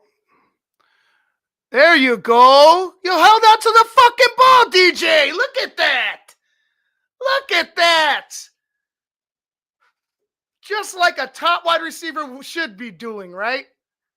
Motherfucker. I'll be 46 seconds left. Bears use their second timeout. That was a hell of a throw. I like that. That was perfectly put. Perfect throw.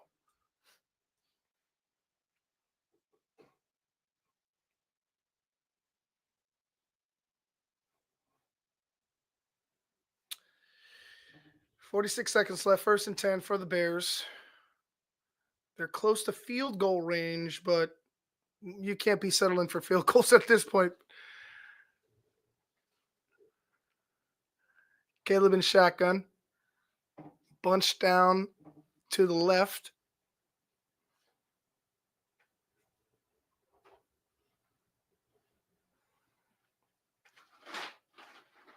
And he's got Keenan Allen. All right. That was a fucking hell of a throw by Caleb Williams.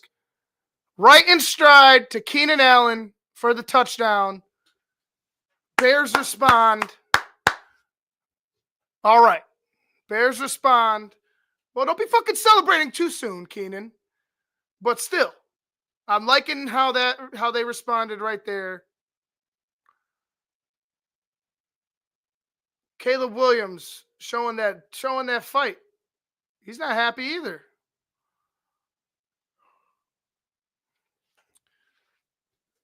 That was a hell of a fucking throw. In stride, touchdown.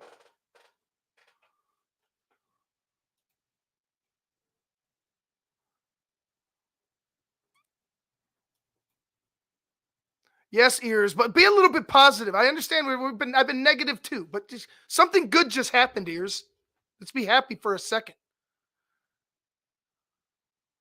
We could go back to being miserable when we watch the defense. Or, hell, next drive when we watch the offense. We never know. There's Jekyll and Hyde fucking football team.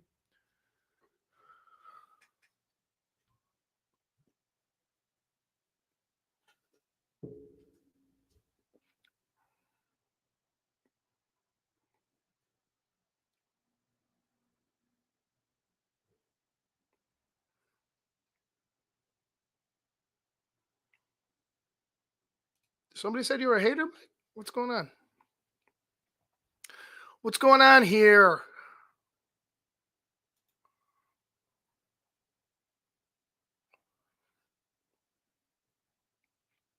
What's Lorado? What's a CR7 celebration? I don't know. What is that?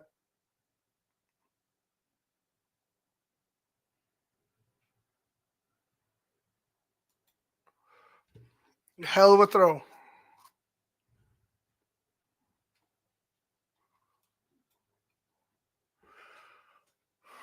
Lions are returning. Take it out. 34-yard line before being brought down.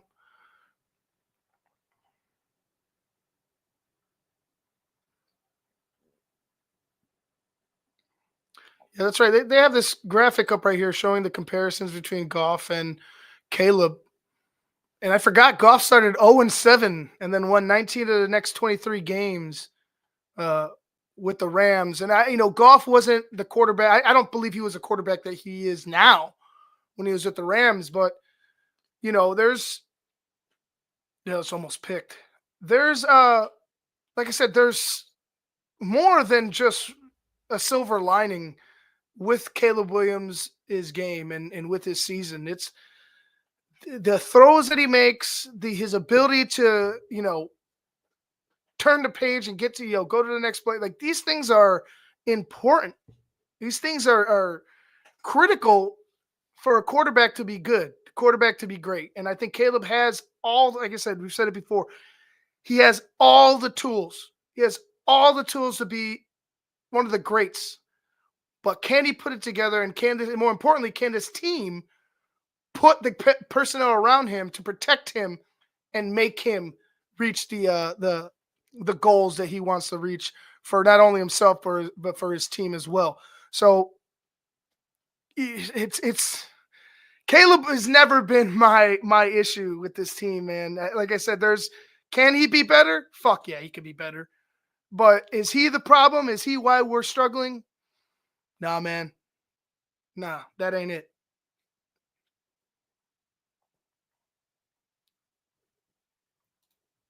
Exactly, Los. The only bright spot.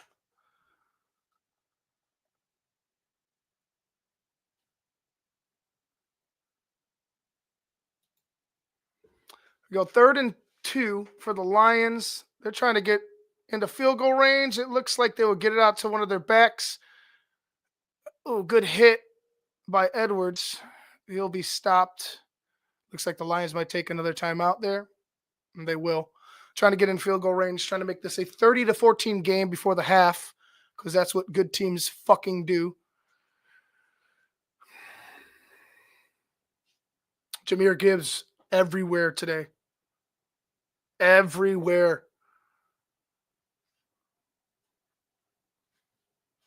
Everywhere for the Lions and nowhere for the Bears because they can't seem to fucking catch him. And then they go show that fucking dance again with the pole and a bunch of dudes around. That's, again, just weird. But nonetheless, having a fantastic game.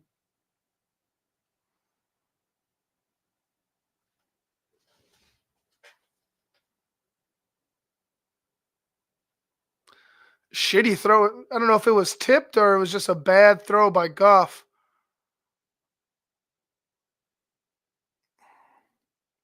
Second and 10 now. 7 seconds left in the half.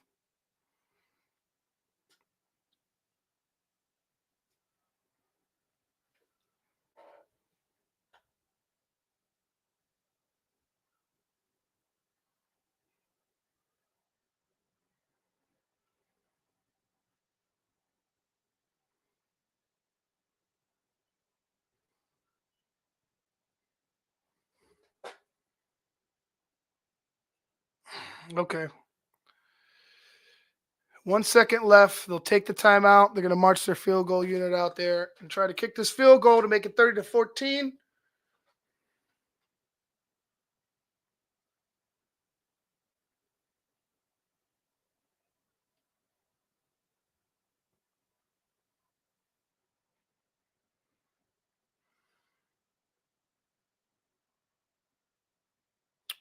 Jake Bates made a 64-yard field goal in the UFL. That's crazy.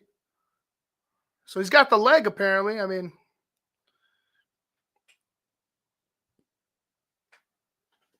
this is at 60.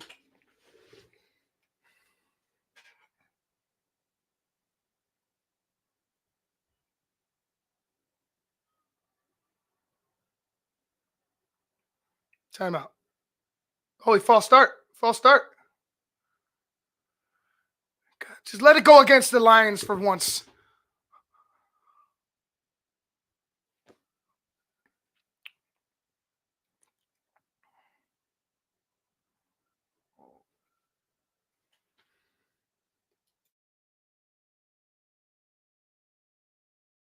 False start. All right.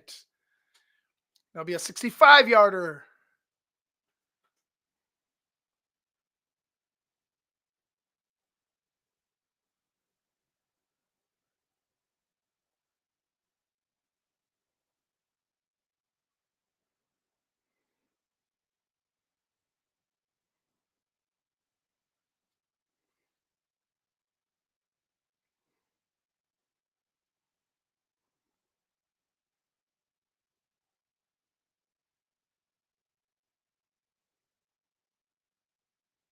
Call timeout.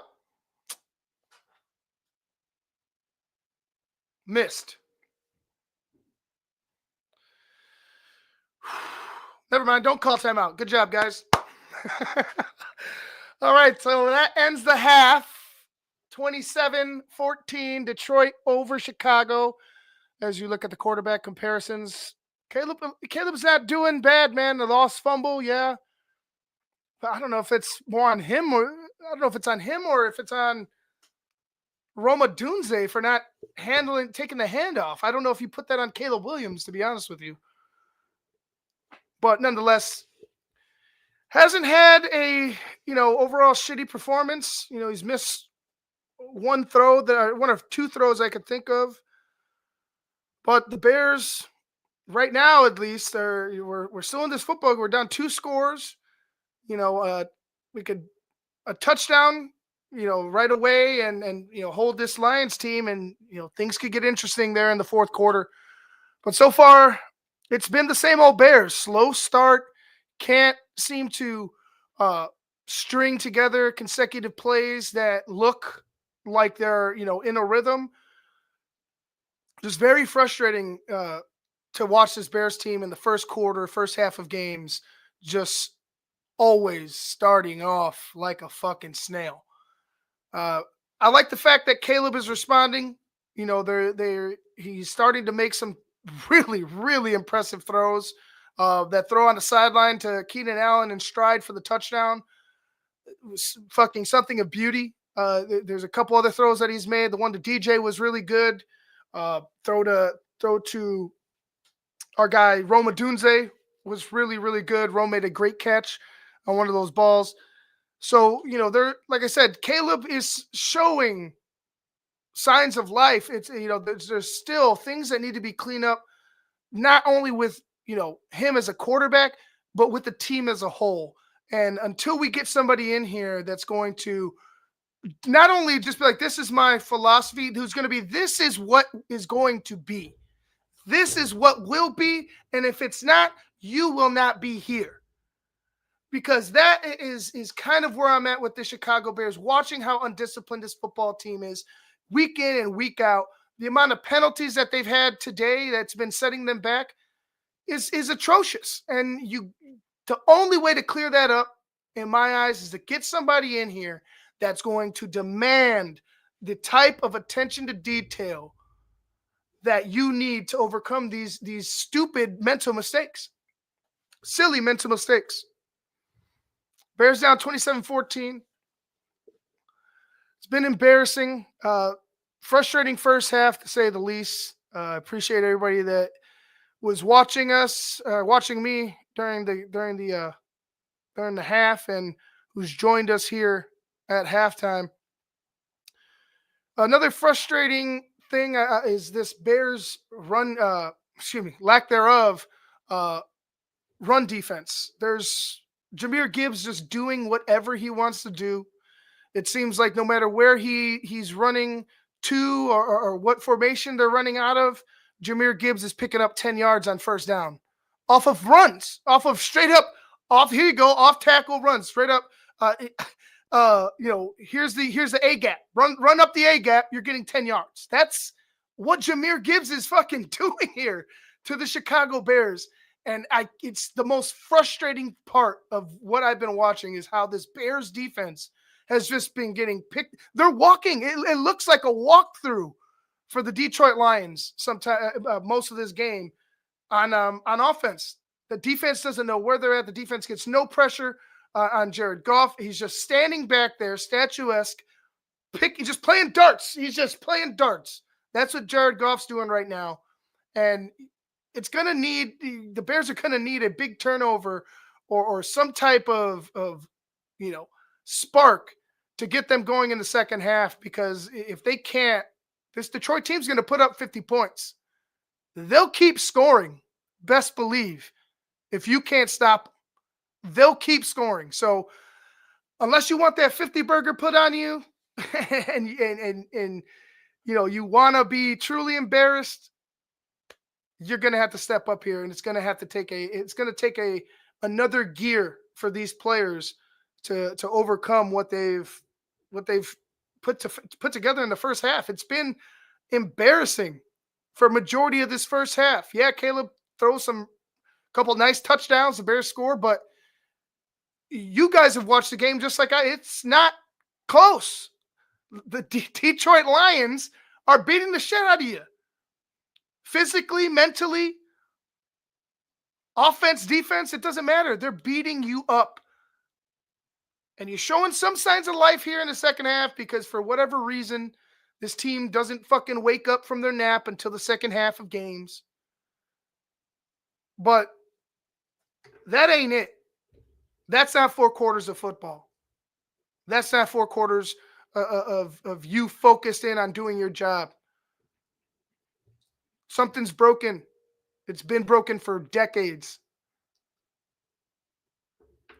I don't know whether, Mike Vrabel or Ben Johnson or, whoever, Mr. Magoo's going to come in here and fucking fix things. It's just, you can't help but hope that they bring in, that whoever comes in here stands up to George McCaskey and all the things that have been, all the non-football shit that has been forced down these guys' throats. And all the unnecessary, I guess unnecessary decision or uneducated decision making that he's made and some of the decisions that Ryan Poles has made as well. We could talk Stefanski, but he's not leaving Cleveland. He's not going anywhere. Why? There's no reason to get rid of a Stefanski. He's been given a shit hand, just like they did with when they went and signed Deshaun Watson. He's been given a shit hand. Deshaun Watson was nowhere near the quarterback they thought they were getting. Also a shitty human being, but nonetheless, he's been doing an admirable job with that team, even after that albatross of a contract that's been anchoring them down from making moves that would actually benefit that team. The lack of tackling in this half, abysmal. Abysmal. Like I said, look who's in. Look for the guys that are already in fucking Punta Cana, already in Barbados, already in the Virgin Islands. Look at the guys that are already on vacation. See, they'll show you who they are. They'll show you who they are by their effort and their play. And right now, it looks like everybody on that defense is on a beach somewhere. Guys, I'm going to take a break. Second half should be coming up shortly, and I will rejoin you. Very, very frustrating. Before I go ahead and take this break, I'd mentioned before in the pregame show, obviously Thomas Brown isn't the guy. But does Thomas Brown deserve, to be criticized? Yes. But does he deserve to be thrown under the bus and ran over 1,000 times? No, he's not the devil incarnate. He's inherited a shit show, and he's been forced into a position that I think he was just not truly ready for. Right? Is he able to stand up at the podium? Yes. Is he able to go ahead and does he know how to get this team or where he wants this team to go? I'm sure. But the point of the matter is that this was never his team. His philosophy was never implemented. He doesn't even have his own offensive plays. So for me, it's with Thomas Brown, just take it with a grain of salt. It's not his fucking fault that this team for decades has been the shit show that they've been. It's not his fault. It's not. All right, guys. With that being said, I'm going to go ahead and take a break. I will be back as soon as they have the opening kickoff of the second half. So go ahead, get some snacks, get some beers, bathroom break, all that good stuff. I'll see you at the kickoff.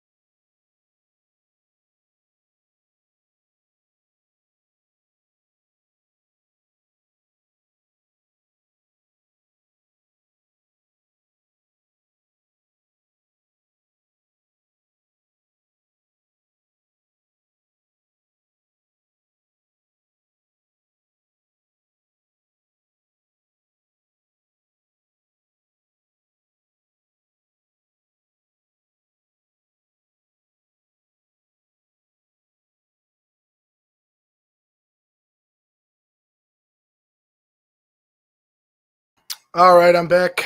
27-14. About to start the second half. Detroit will be receiving. And they will be returning this one. And they will be stopped at about the 20-yard line, a swarm of Bears. And that's where the Lions will start.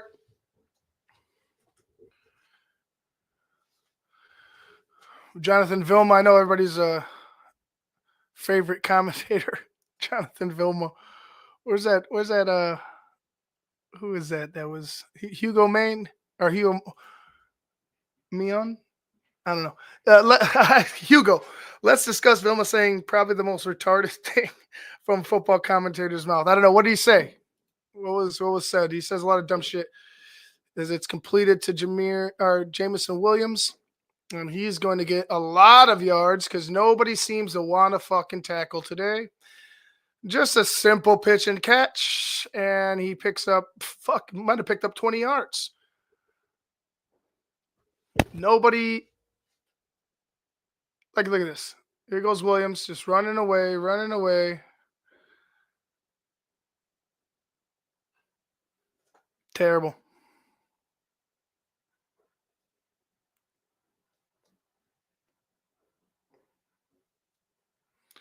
Another run from Gibbs, and he picks up he's had to been averaging like 7-8 yards today. His average has to be about 7 or 8 yards today. 4. Okay, it's a little less. 4.8. He's almost got 5 yards of pop from Jahmyr Gibbs. Unreal.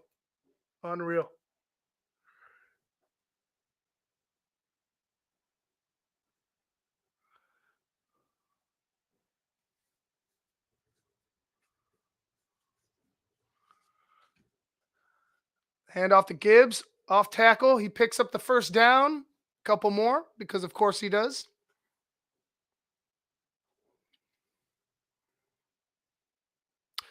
Yeah, Walker could go too. As Sweat just runs right by Gibbs. 41 plays, 362 yards for the Lions. 30 plays, 225 yards for the Chicago Bears. First down. Play action is going to go screen again to Reynolds. Reynolds is going to pick up 4 yards. Tackle by Johnson. JJ Johnson, get the fuck out of there, dude. Get out of there, bro. Get out of there, bro. They've been fucking exposing you. And now we got a flag. Who's the flag on? Who's the flag on? Who's the flag on? Because if it's fucking Jalen Johnson, he needs that C ripped right off the fuck of his jersey. Rip that shit the fuck off his jersey if it's Jalen Johnson, I swear. If it's Jalen Johnson, get him off the fucking field.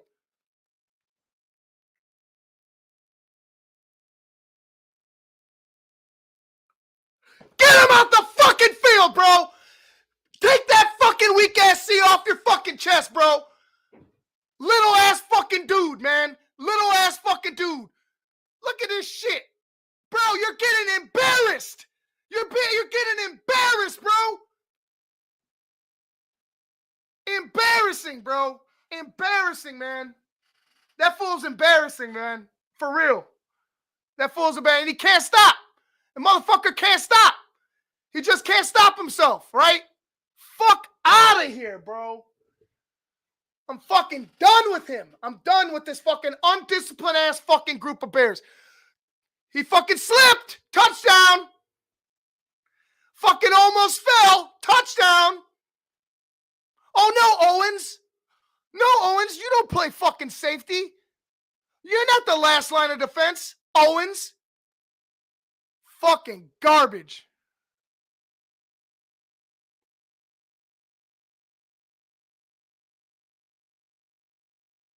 Fucking trash.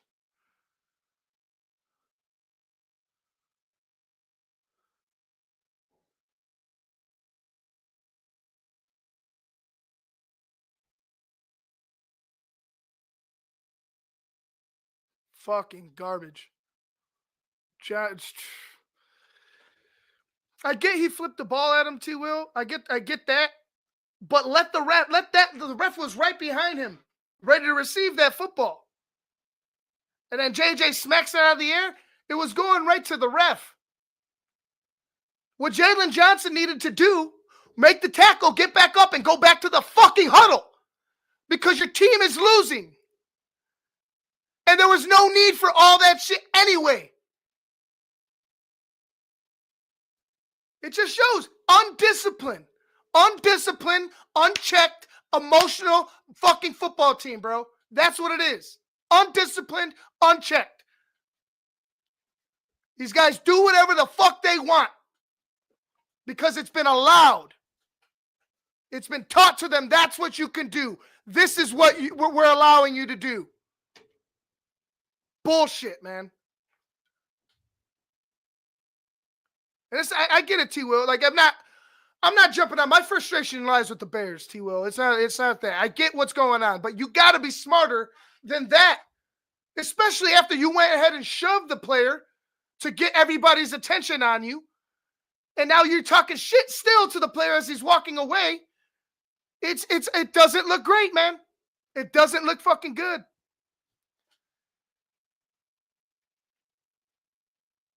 It doesn't look good. None of it does. I'll take it back. I don't think the Bears are winning shit. The Bears aren't winning shit the rest of the way, man. This is going to end with a double-digit losing streak for the Chicago Bears. Put that one on your fucking mantle, George McCaskey. Another year, another McCaskey debacle.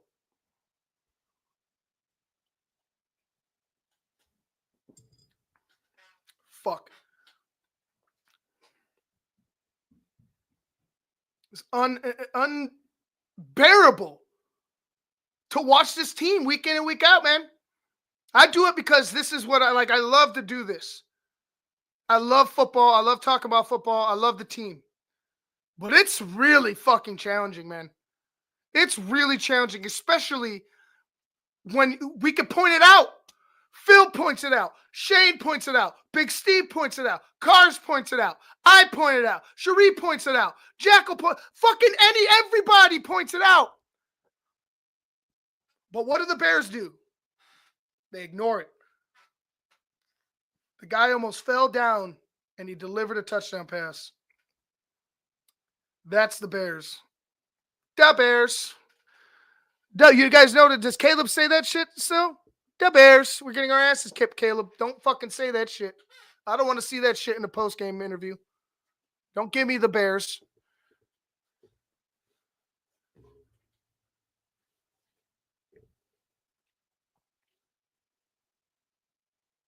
Embarrassing.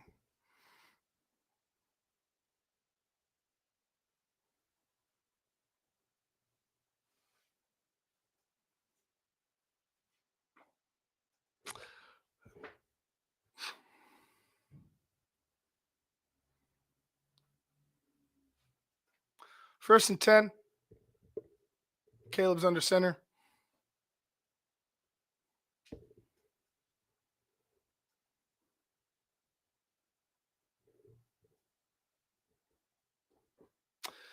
And DeAndre Swift is just swallowed up by the makeshift Detroit Lion defensive line.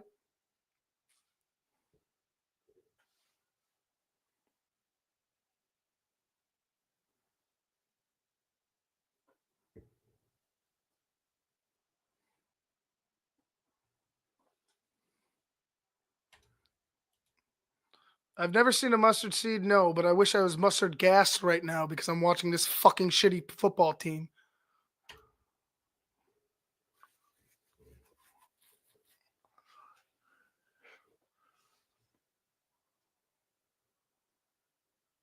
Caleb throws it, completes to DJ Moore. Close to midfield. First down. Jared Goff, an MVP candidate. I mean, yeah, I guess so, huh? I guess so. 34-14 now. 11 minutes left in the third quarter. Hand off to Swift for a yard.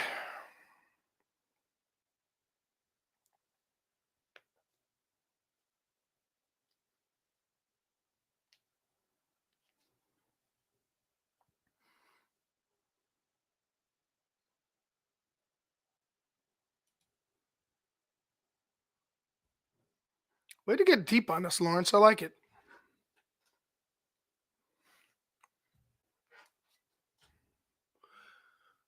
Play action, Caleb, and he gets it off to Rome.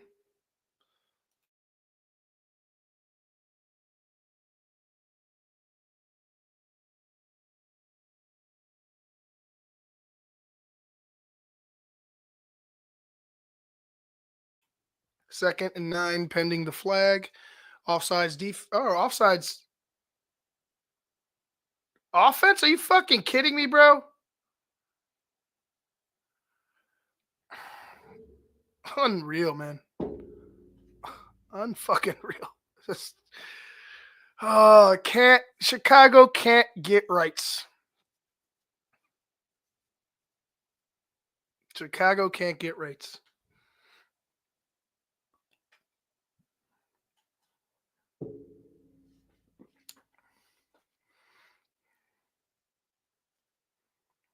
I mean, Caleb's been looking good today, you know. Things need to be cleaned up. Throw the ball. There you go, Caleb. There you go. There you go. Don't take the shot next time. Throw it sooner. But we didn't have to force it or take the sack.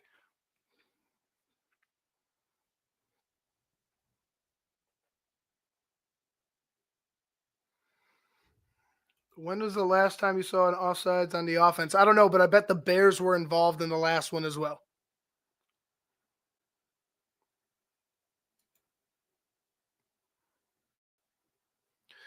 Third and 14 now for the Bears.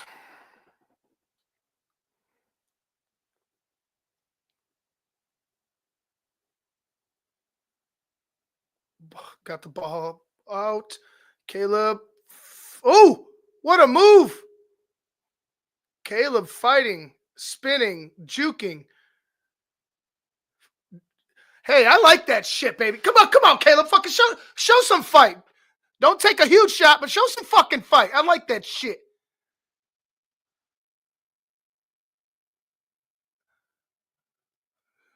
Look, he just juked the shit out of Neiman.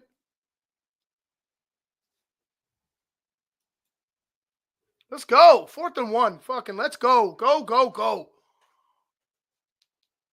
Quarterback draw.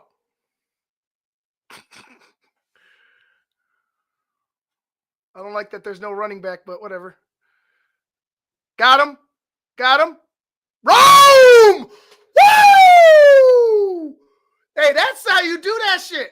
That's what you gotta do. That's the throw I need from you, Caleb. That had touch. That had accuracy. That's the deep ball I've been looking for, Caleb. That's that shit right there. Look at that. On the fucking money. That's that shit, bro. That's what I fucking need from you, Caleb. That's my fucking quarterback, bro. Come on.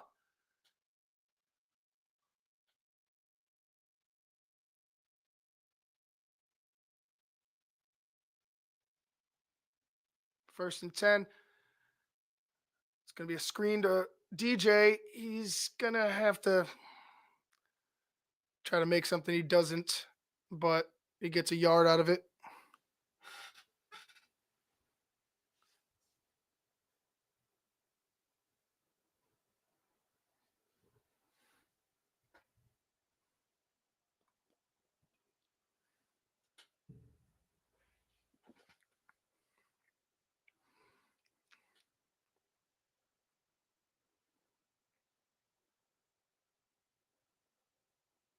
Second and 9.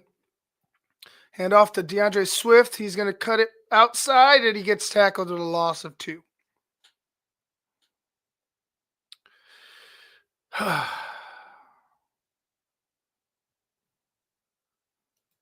That was fucking insane, Troy. That's exactly what the fuck I want to see. Like those throws he's been missing, those throws he's been sailing. That throw, fuck, that shit was on the money.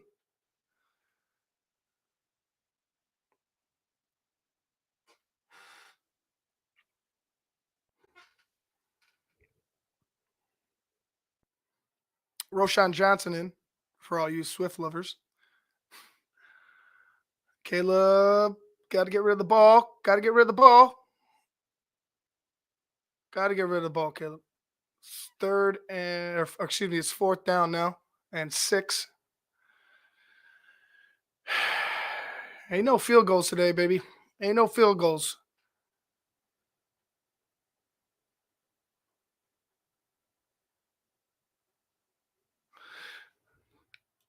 You know, Brian, you could go flood their emails because I've asked. And Caleb doesn't look fucking happy that they're kicking this field goal. And I'm happy about that. He is not fucking happy. He definitely wanted to go for that. We do have time, though. There is still time, I guess, but not with this defense and the way that they've been playing. It's been bad. It's been very bad. You should have just went, man. What else you got to lose? What are you gonna? What are you trying to fucking tip the scales for Vegas? You fucks. Just go for it, man. Who gives a shit? Go for it.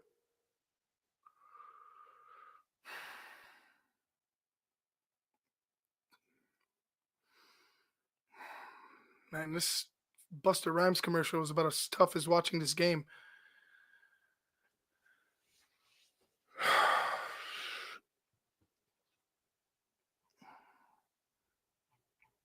Actually, I haven't seen Busta Rhymes in a commercial. Remember that? Was that a Sprite commercial? It was like, hey, Busta Dude, where'd you go? There was that Mountain Dew. I think it was Mountain Dew. Anyway, this Walmart one wasn't great.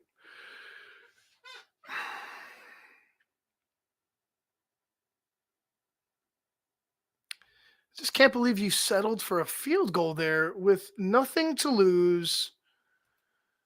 I mean, I guess you make the right. You know what? I gotta take a step back a little bit because why? Like, if I'm Thomas Brown, right, and I understand the season's over, but I'm trying to coach for my job. Why would I go ahead and take unnecessary risks? Like I would want to show that I can make decisions, based off of the situation, right? Not just like, oh, fuck it, let's go. Like I would want to show that, but if you're looking at it as a fan like us, it sucks because you're like, man, what the fuck? We suck anyway. We're not going to the playoffs. This team's up by fucking a bunch. We got to get some points. I get it, but I can see both sides with Thomas Brown's situation. But yeah, and yeah, he might. I mean, he very well know he's gone. But again, he's coaching for his new job. This next couple weeks, like I said, it's a gift to Thomas Brown because it's an internship at head coaching. If you could see it that way, that's what it is.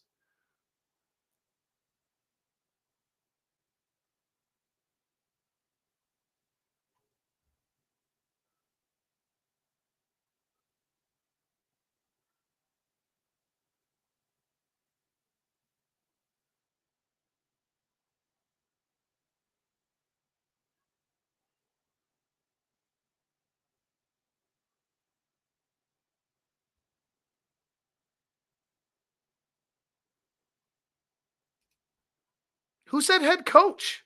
Who said head coach, Hendricks? He's coaching for his next job, which could be OC, It could be, where he was earlier this year, but you still want to show that you're making decisions that are some smart decisions. Like I said, I understand the circumstances, but his aspirations are to be a head coach one day, I'm sure. This is a nice little I guess like I said, internship practice run, if you will. I would go ahead and do it the way I would want to do it. But for me as a fan right now, like I said, I'm with everybody else. Go for that shit.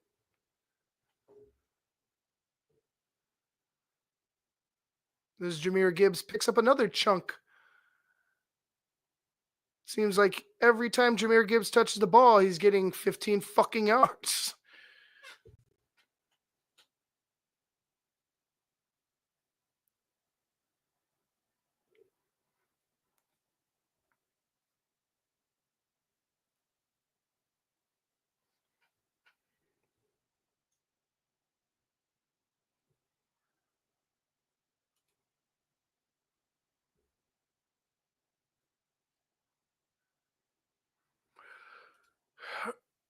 Ain't nothing you could do, Ears. There's nothing we could do until we add more defensive line depth, more depth and more talent, better talent.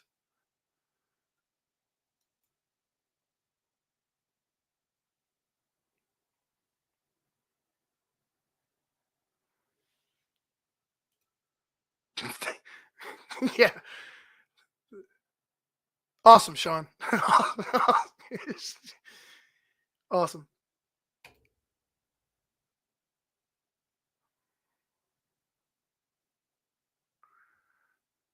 Oh, we got a sack on Goff. He fell on his own, but hey, it still counts for us. It's a line drive in the books, boys. Oh, a wild Pickens sighting. Oh shit.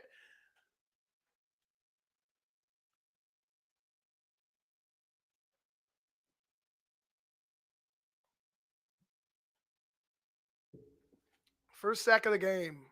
3rd and 17. Bears rush 4. They are not getting to him, and it's a dump to Reynolds, and he's picking up a chunk, and he gets the first down. Oh, the first down! Because of course they did on 3rd and 17. Of course! Because look at this. Because of course. Unbelievable.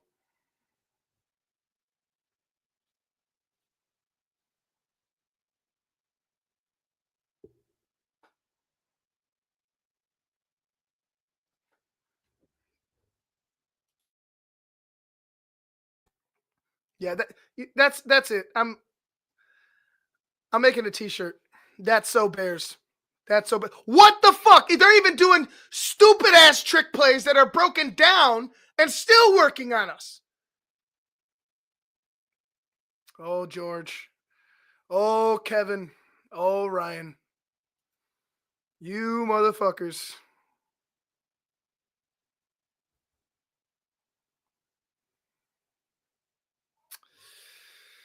Oh, embarrassing.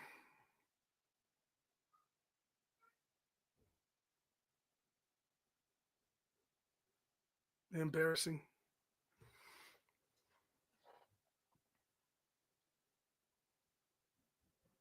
Like butter. Like fucking butter.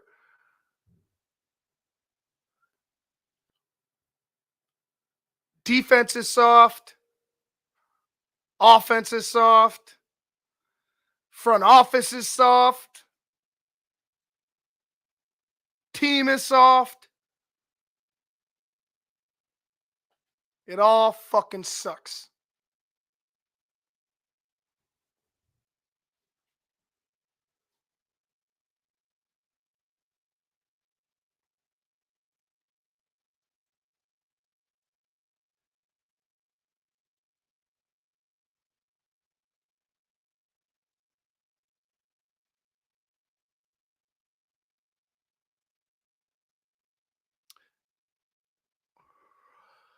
Yards per play, 8.5 to 7.4. I mean,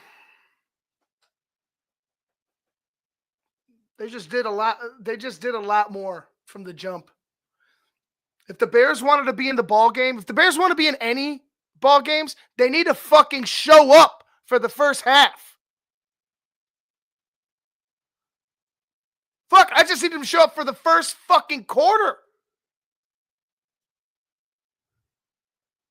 And you could probably be in some of these ball games that you're getting fucking dog walked in.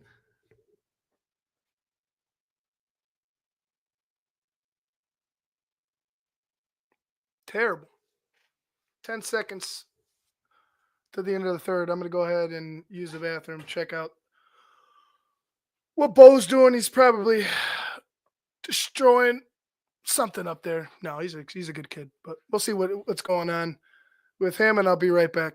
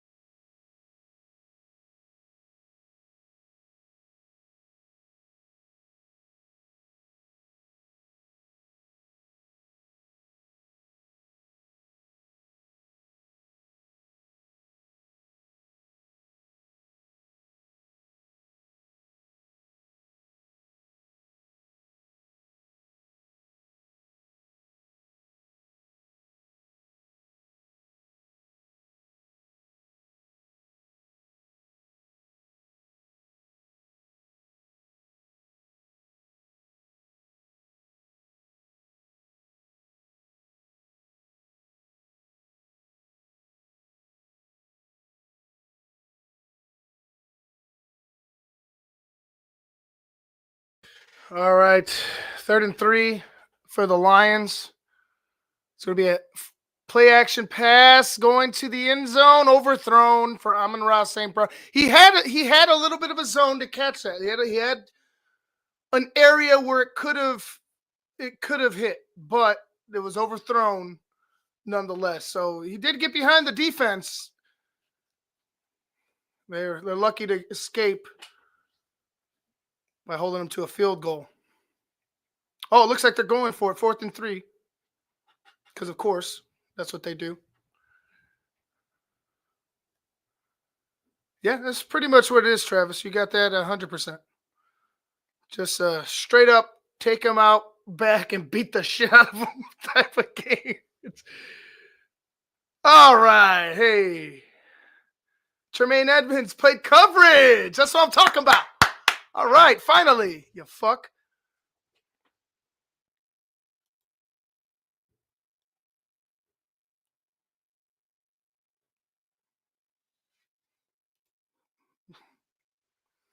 It's about damn time, huh? Mike don't give a fuck. Mike don't give a shit if he has a pick six in this game. Mike don't give a fuck. He's like, fuck him. Oh, that's funny. But no, I mean, I get the frustration. Like, look, we're all frustrated here, right? You know, Hendricks, and I wanted to. Hendricks, I get frustrated because I care, because I give a fuck, because it's what we do. Like, you gotta be able to vent, and I feel like are the Bears. Am I mad? Like, I was mad. I want to say I was mad for.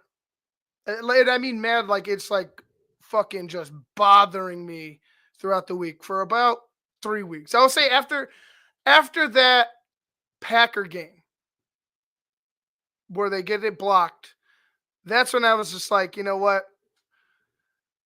My mind is okay, and I've mentioned to you guys before, who's gonna be here next year and who do I need here next year? So that's kind of where my mind is. It hasn't been like I've accepted what's going to happen, right? I've come to grips with like this is it. And is it right to go ahead and think about it? You know, the future, yeah. As a fan, I think you have every right to go ahead and look forward. As a, uh, as a front office personnel who has a job to do, I think you can start looking forward. But as a player on the football field, if you're looking forward, you're putting other guys at risk. If you're not in the game, you're putting yourself and your teammates at risk for injury, for embarrassment. It's tough, and it's hard to say guys have quit fully, but I don't think guys are putting forth the effort that they could have. You know, it's almost as if they throttled it down. I'll say. I don't know if quit's the right word, because you see some guys that are out there fighting. You see some guys doing some things. It's just been a shit season, man. It's been a shit season, a shit product. Great throw by Caleb again to Keenan Allen. That one on the money. Finally, a throw like that on the fucking money. You know, there's nothing you can there's nothing you could do to sugarcoat it or to make this season any better. Even with Caleb Williams balls out these last 3 games, it's still tough because it's like, what could have been if we had competent coaches leading us?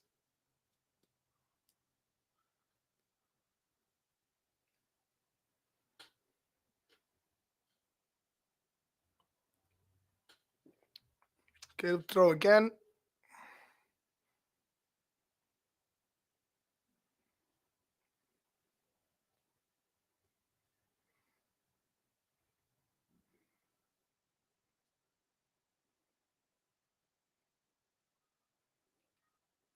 (34-17). 2nd and 2. Got 13 minutes left. Caleb hasn't quit. No, I never said Caleb did quit. You saw him fighting. See him angry that we're settling for field goals late.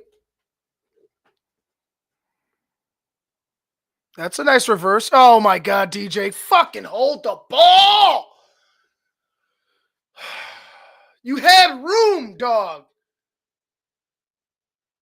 What's wrong? Hit you in the hands? Fuck. Oh my God.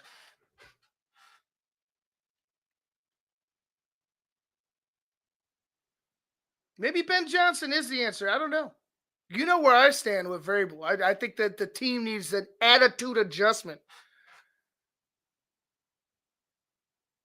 But the thing that scares me about Ben Johnson is he's the same guy. You know what I'm saying? He's the same guy, bro. He reminds you of Nagy. He reminds you of the Tressmans, the clean cut, nice dudes. You know what I'm saying?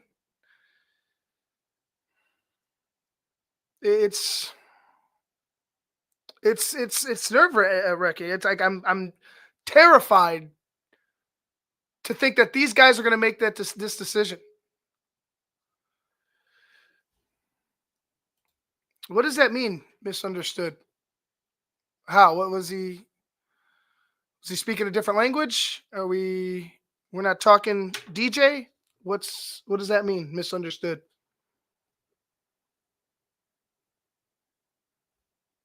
You mean he's fucking angry and he's starting to fucking act out because the team's sucking? Yeah, I get it.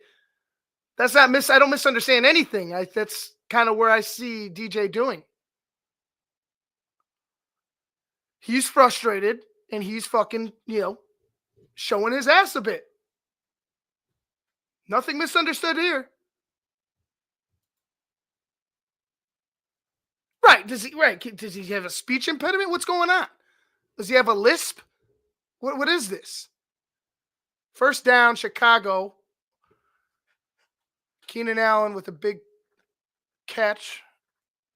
First down.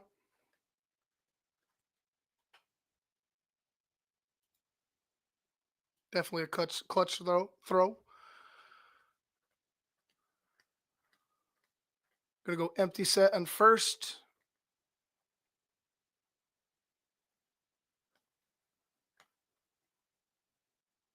Nice.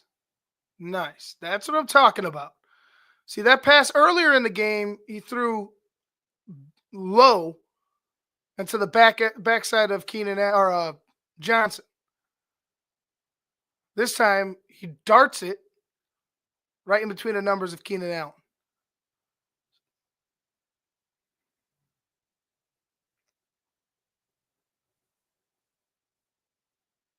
Throw it. Got him. Oh, what a catch! Oh, shit! Yo! Keenan! Fuck! Did he catch it? Please tell me he caught it. Oh, he caught that shit. Woo! What a fucking catch!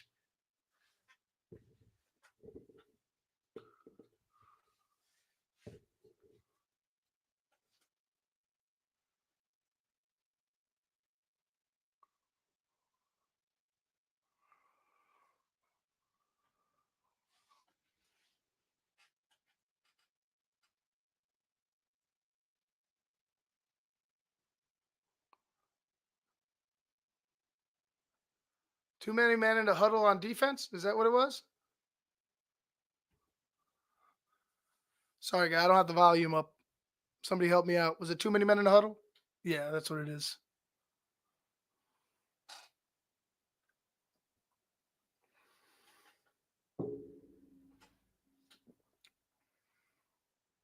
Williams now has 314 yards passing.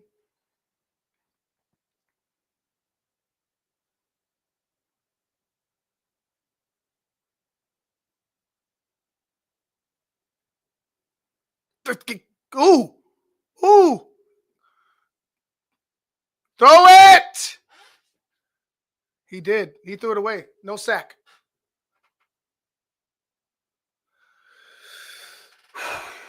Gotta get rid of the ball sooner. Gotta get rid of the ball sooner.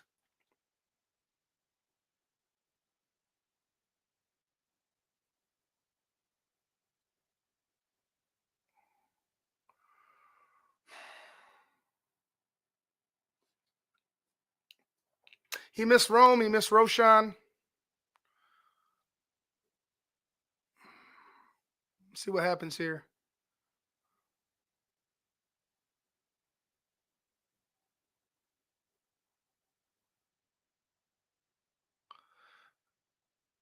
Oh, God. Fucking Cole! Box somebody, motherfucker! It's a fucking safety! You big for nothing motherfucker! God damn it, dude! Look at this shit! Whiff! Can't fuck, oh my God, bro! Big for shit!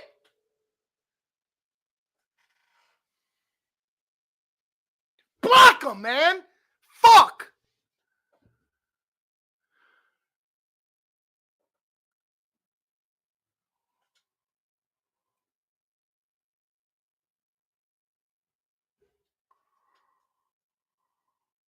Of course. Of course. Of course. Of course. This is who we are. Accept this shit.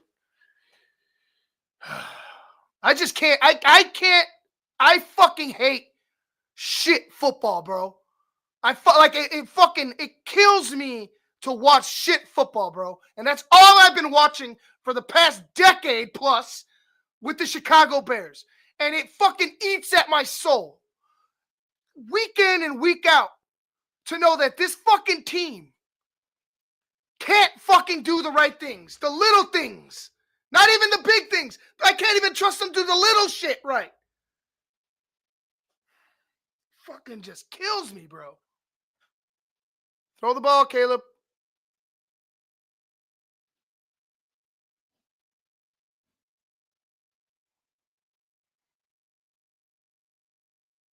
Oh, yeah, Muhammad, that bum ass dude. Where was this shit last year? Now he's playing all ferociously. Motherfucker was a lamb last year.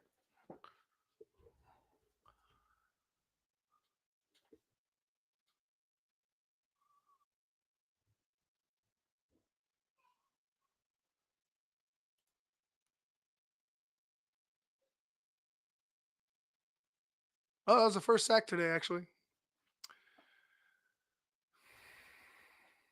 4th and 20. Oh, 4th and 20, huh? I'll be right back.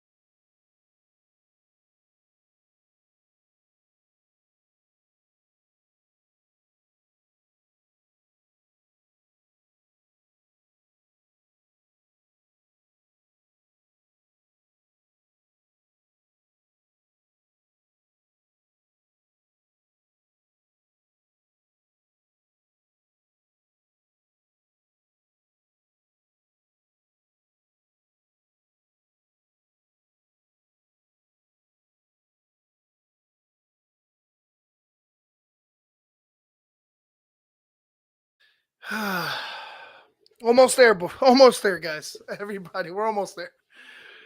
Remember to check out BHL. I'm sure it's going to be a riot. I'm sure Phil's going to have a lot to say about this. Every year in and year out, the same undisciplined team.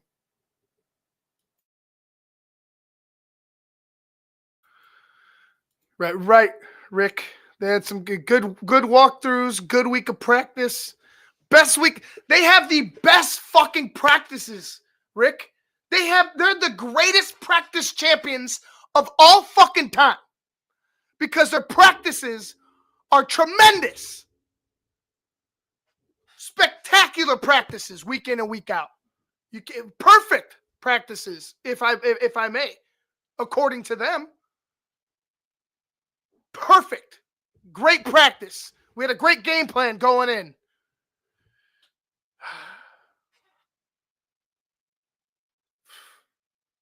Blow it up your ass, George.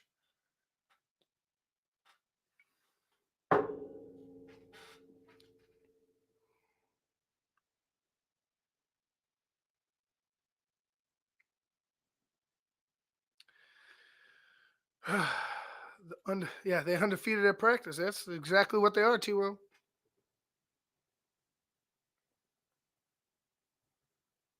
That's exactly what it is. Undefeated at practice. Nobody kicks our ass better than we kick our ass. I'll tell you that much. At practice. Merry Christmas, Cookie Hector. Merry Christmas, Hector. Merry Christmas to everybody out there. I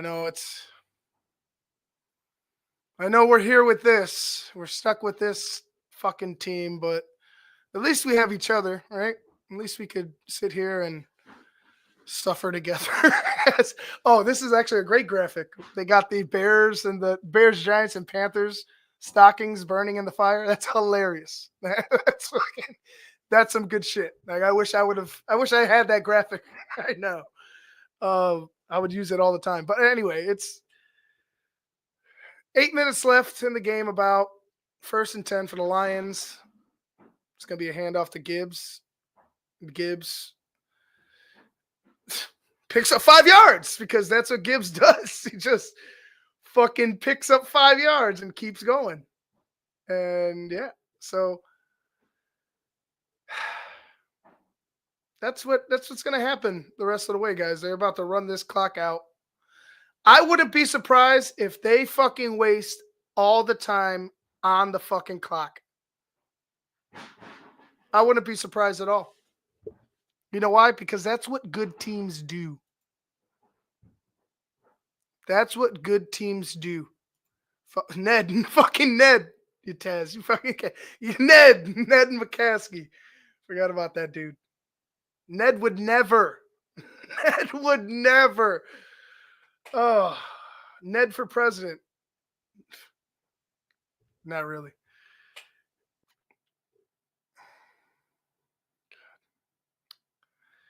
To think that this team was touted as a playoff contender. It's just like, fucking where?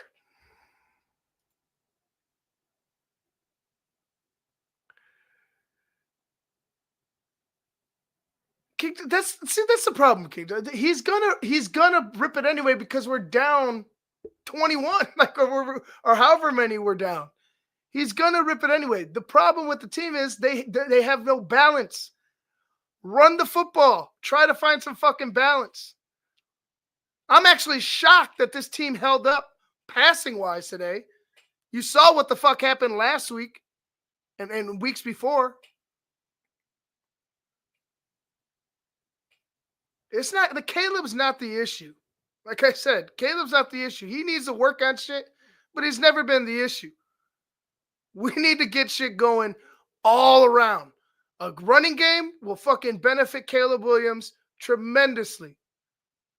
It'll benefit this team tremendously because with the running the ball, you control the clock and you limit how many times an offense is on the football field, especially an offense that has been just beating the dog shit out of your defense all day and continues to do.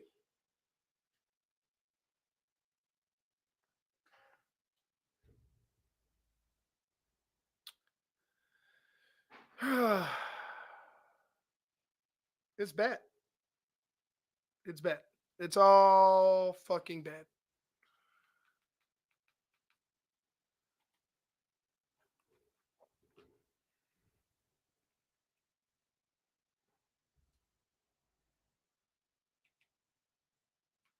Defense is just what defense? I could go get a bunch of guys at a local bar over here right now. Give me 11 fucking dudes on at a local bar right now, and I could fucking get them to go up against the fucking Lions better than these fucking dudes right today. It's fucking horrible.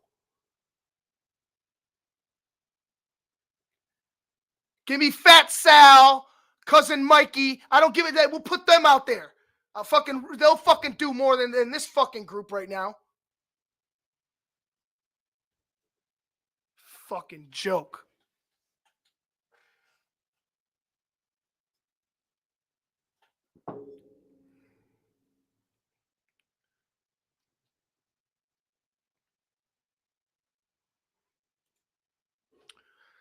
Bears are fundamentally inept. Penalties, commit lazy blocking. Jalen doesn't want to play.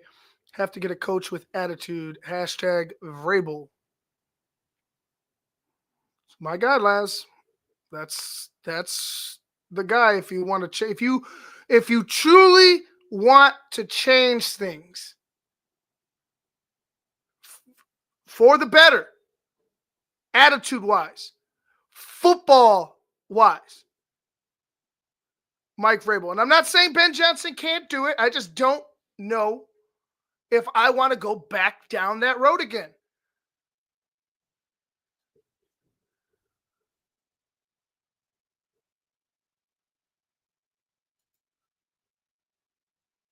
And with the way the defense is playing like this, you're gonna say, oh no, we just need an offensive coach and everything's gonna be fine. How do you know Ben Johnson's gonna choose the right defensive coordinator to get things right on defense? Are we gonna have to fucking put up 80 points to keep up with teams because our defense sucks? See, this is what the back and forth. This is the problem that lies within Ben Johnson and the problems that lie within Mike Vrabel. It's not an easy decision by any means. But it's, for me, you want your attitude change. You want your locker room change. You want to get back to fucking being football team, a respected football team. Get a guy who's won Super Bowls as a player. Get a guy who's been to an AFC championship game. People want to point to, Vrabel didn't win. Fuck. After a certain point, the people were trying to fucking take everything away from him. What was he going to do? You're taking his number one receiver away. You still haven't got him a fucking quarterback. You know what I'm saying? Like there is another side to what happened back down in Tennessee. But right here, right now, with this team and how they've been playing, and it just, you need somebody who's going to come in here and when you and challenges you, and when he does, he's going to step right on your toes and say, hey, get it done. Because right now, these guys are just doing whatever the hell that they want. Undisciplined as fuck.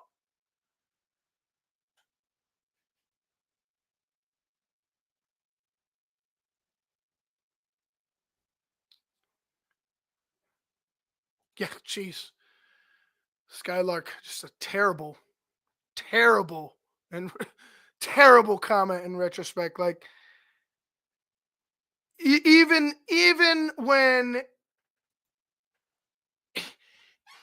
if you think of it like, oh, he's just a young, like, no, that's fucking bad, man. It's gonna go down as one of the worst fucking comments a general manager could have made, like a new general manager could fucking have made on camera. It's just terrible. Oh shit, the Lions punted, 4th and 6. We're going to get a return on a bounce, and it's going to be returned up to looks like the 45-yard line.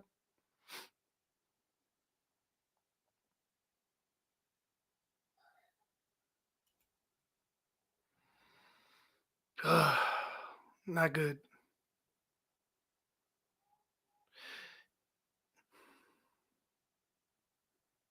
Hey, if the Bears actually scored in the first quarter, this would be a game. If they did anything in the first quarter, this could have been a game.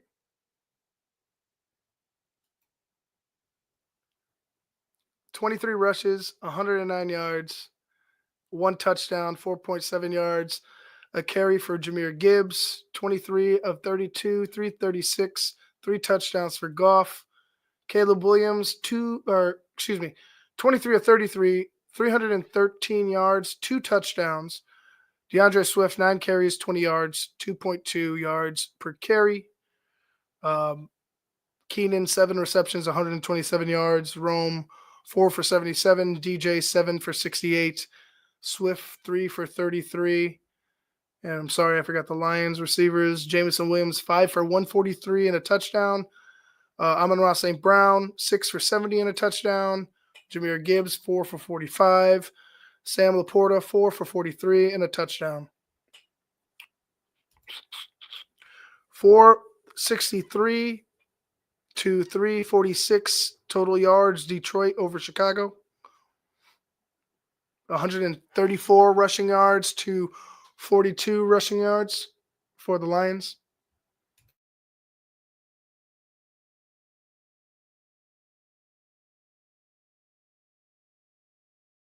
Again, right after the game, guys, make sure to check out BHL live after every game.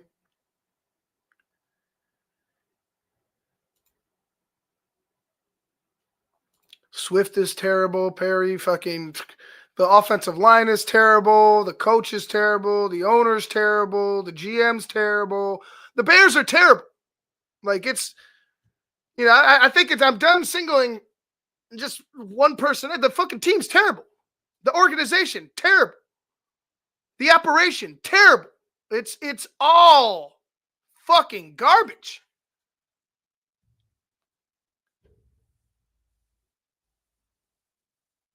Thank you for the comment, Perry.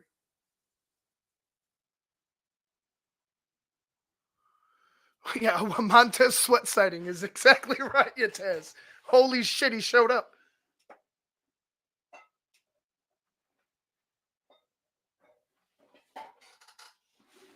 First and 10 for the Bears.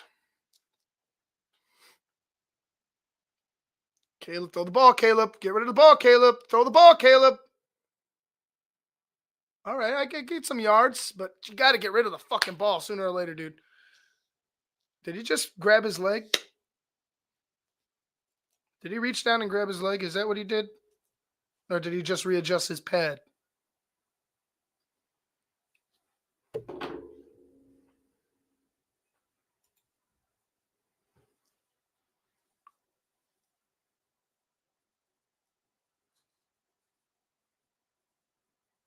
Upfield, upfield, upfield. Thank you. Get the first.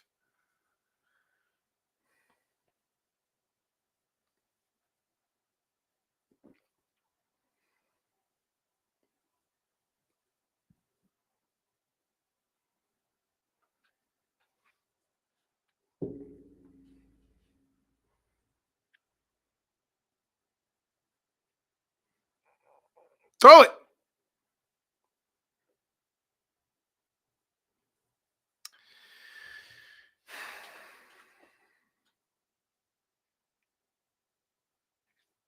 Coach of the year, Kevin O'Connell. In my opinion. Sean Payton, probably second. Dan Campbell. Or Dan Quinn, then Dan Campbell, I would say.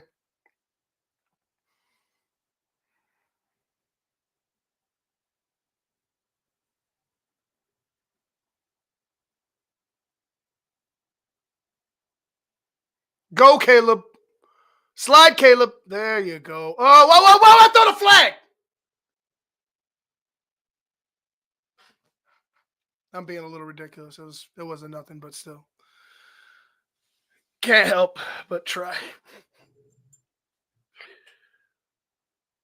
We got about 4 minutes left in the game. First and 10. Here's a snap. Caleb, throw the ball. Oh, he's got no chance, dude. Like the pressure's. Get up, Caleb. The pressure's just. It's just too much right now. It's been too much all season when he gets blitzed. He's actually done really good against the blitz, but they've had the Bears have had their issues, like we all know.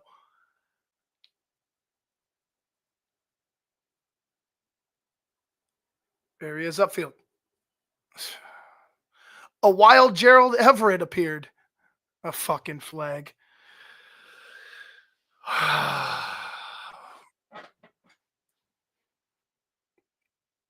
Another flag. Oh, is it on Smith? Is it on Zedarius? Roughing the passer? Is that what we get? Oh, yeah. Oh, yes, sir. Oh, yes, sir. Yep. There we go. Yes, that's exactly what it is. Caleb, I'm gonna need you to stop looking like you died out there because you're scaring me every time. Like, I get it, you're hurting right now, but like, fuck. Every time you go down like that, I'm like, God, no, please, no. Not now, not like this, no.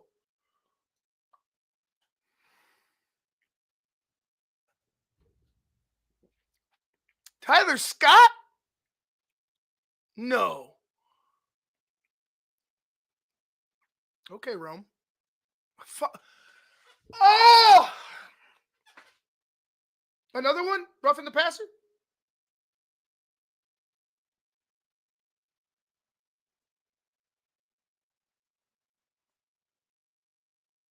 Okay. Illegal use of hands to the face.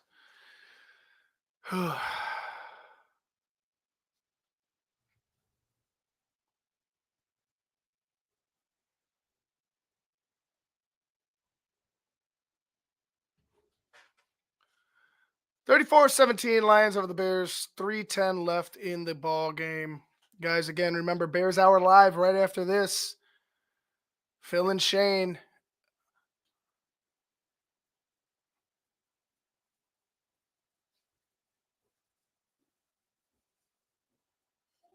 Oh, what a catch. Keenan Allen, bro. What the hell? Good a fucking catch, Keenan. I've been giving him shit, rightfully so, because he's been dropping some easy fucking catches. But today, like, what is going on? You woke up?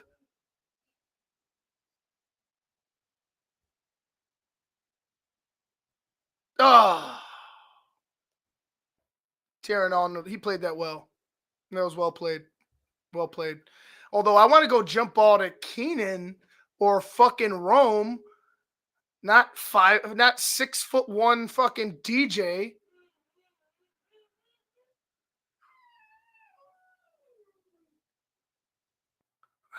Again, just personnel usage and who gets what and who does what. It's fucking just non-existent. They just throw shit at the wall, see what sticks. Hey, Bobo, what are you doing?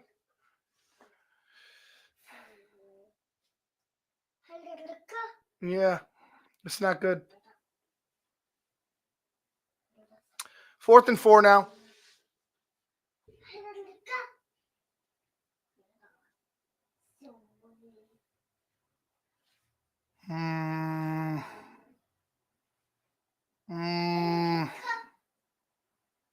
It's a good play by the safety. I'll say that. It's a dangerous throw, but it's a throw that, I mean, if the safety doesn't make that play, it's a touchdown, you know?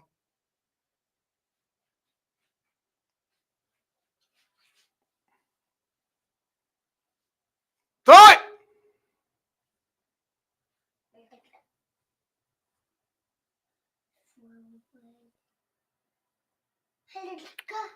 A flag on the play. What is this? Oh, we got it in the secondary. Got saved. Got saved.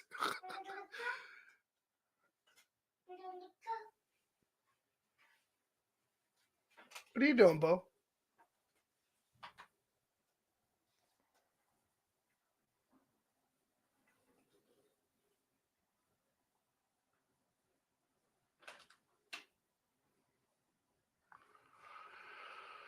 Oh, wow.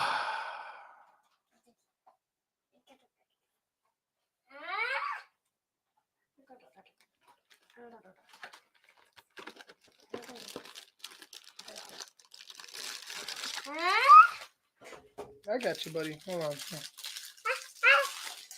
Yeah.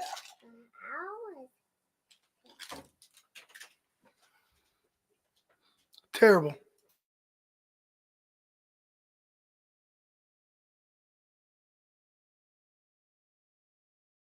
Well, that's it, guys. That's about all she wrote. First down here. 2-minute warning timeout. That'll be that. Embarrassing. Embarrassing. Yeah, well.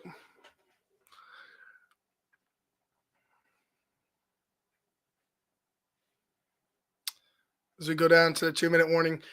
Guys, I'm going to wrap up. I appreciate everybody that joined me here. It was very fun. You know, I haven't done one of these in a long time where I just sit and keep fucking rambling. But it seems like, you know, a few of you guys enjoyed it. So I appreciate you guys for being here. Fuck, maybe I'll do it. Well, I'll be at the Seattle game. Maybe I'll do it again for the Packer game. Why not? You know, why not? But I appreciate you guys. It's been a long season. We're almost out of it. And, you know, then we can start looking to what is next and what we can do or what they can do to turn things around. I'll leave you guys with this. Caleb Williams is that dude. And for anybody hating on him, you're going to see if once we get some competent fucking coaching in here, somebody who understands both sides of the ball, he's going to take off. I could truly believe it. He's going to take off. What he's done, what he did today under duress, what he did, what he's been doing, hasn't thrown a pick in over 300 attempts now. I mean, how can you hate the kid? Like, the only people that hate the kid are people that want him to fail. And unfortunately, a lot of people call themselves Bears fans want him to fail. And it's sad, man. It's sad. But I'll tell you this, again, that guy's the dude. All right, guys, I'm going to go ahead and what do you want to do? What are you doing, buddy? Yeah, you're pulling me. I'm closing out. I'm closing out right now, and we'll go. I know. I'm going to get you another one. All right, guys, I'm Ivan Vargas. Make sure you guys check out BHL right after the game. Shane and Phil will be tearing it up. I'm sure I might pop in a little later. Who knows? But I appreciate everybody that's been here. Been a rough one, but let's stay the course, I guess. Stay the course. Draft mob is just around the corner, so I can't wait. All right, buddy. All right, we're out. Me and Bo are out. We're out.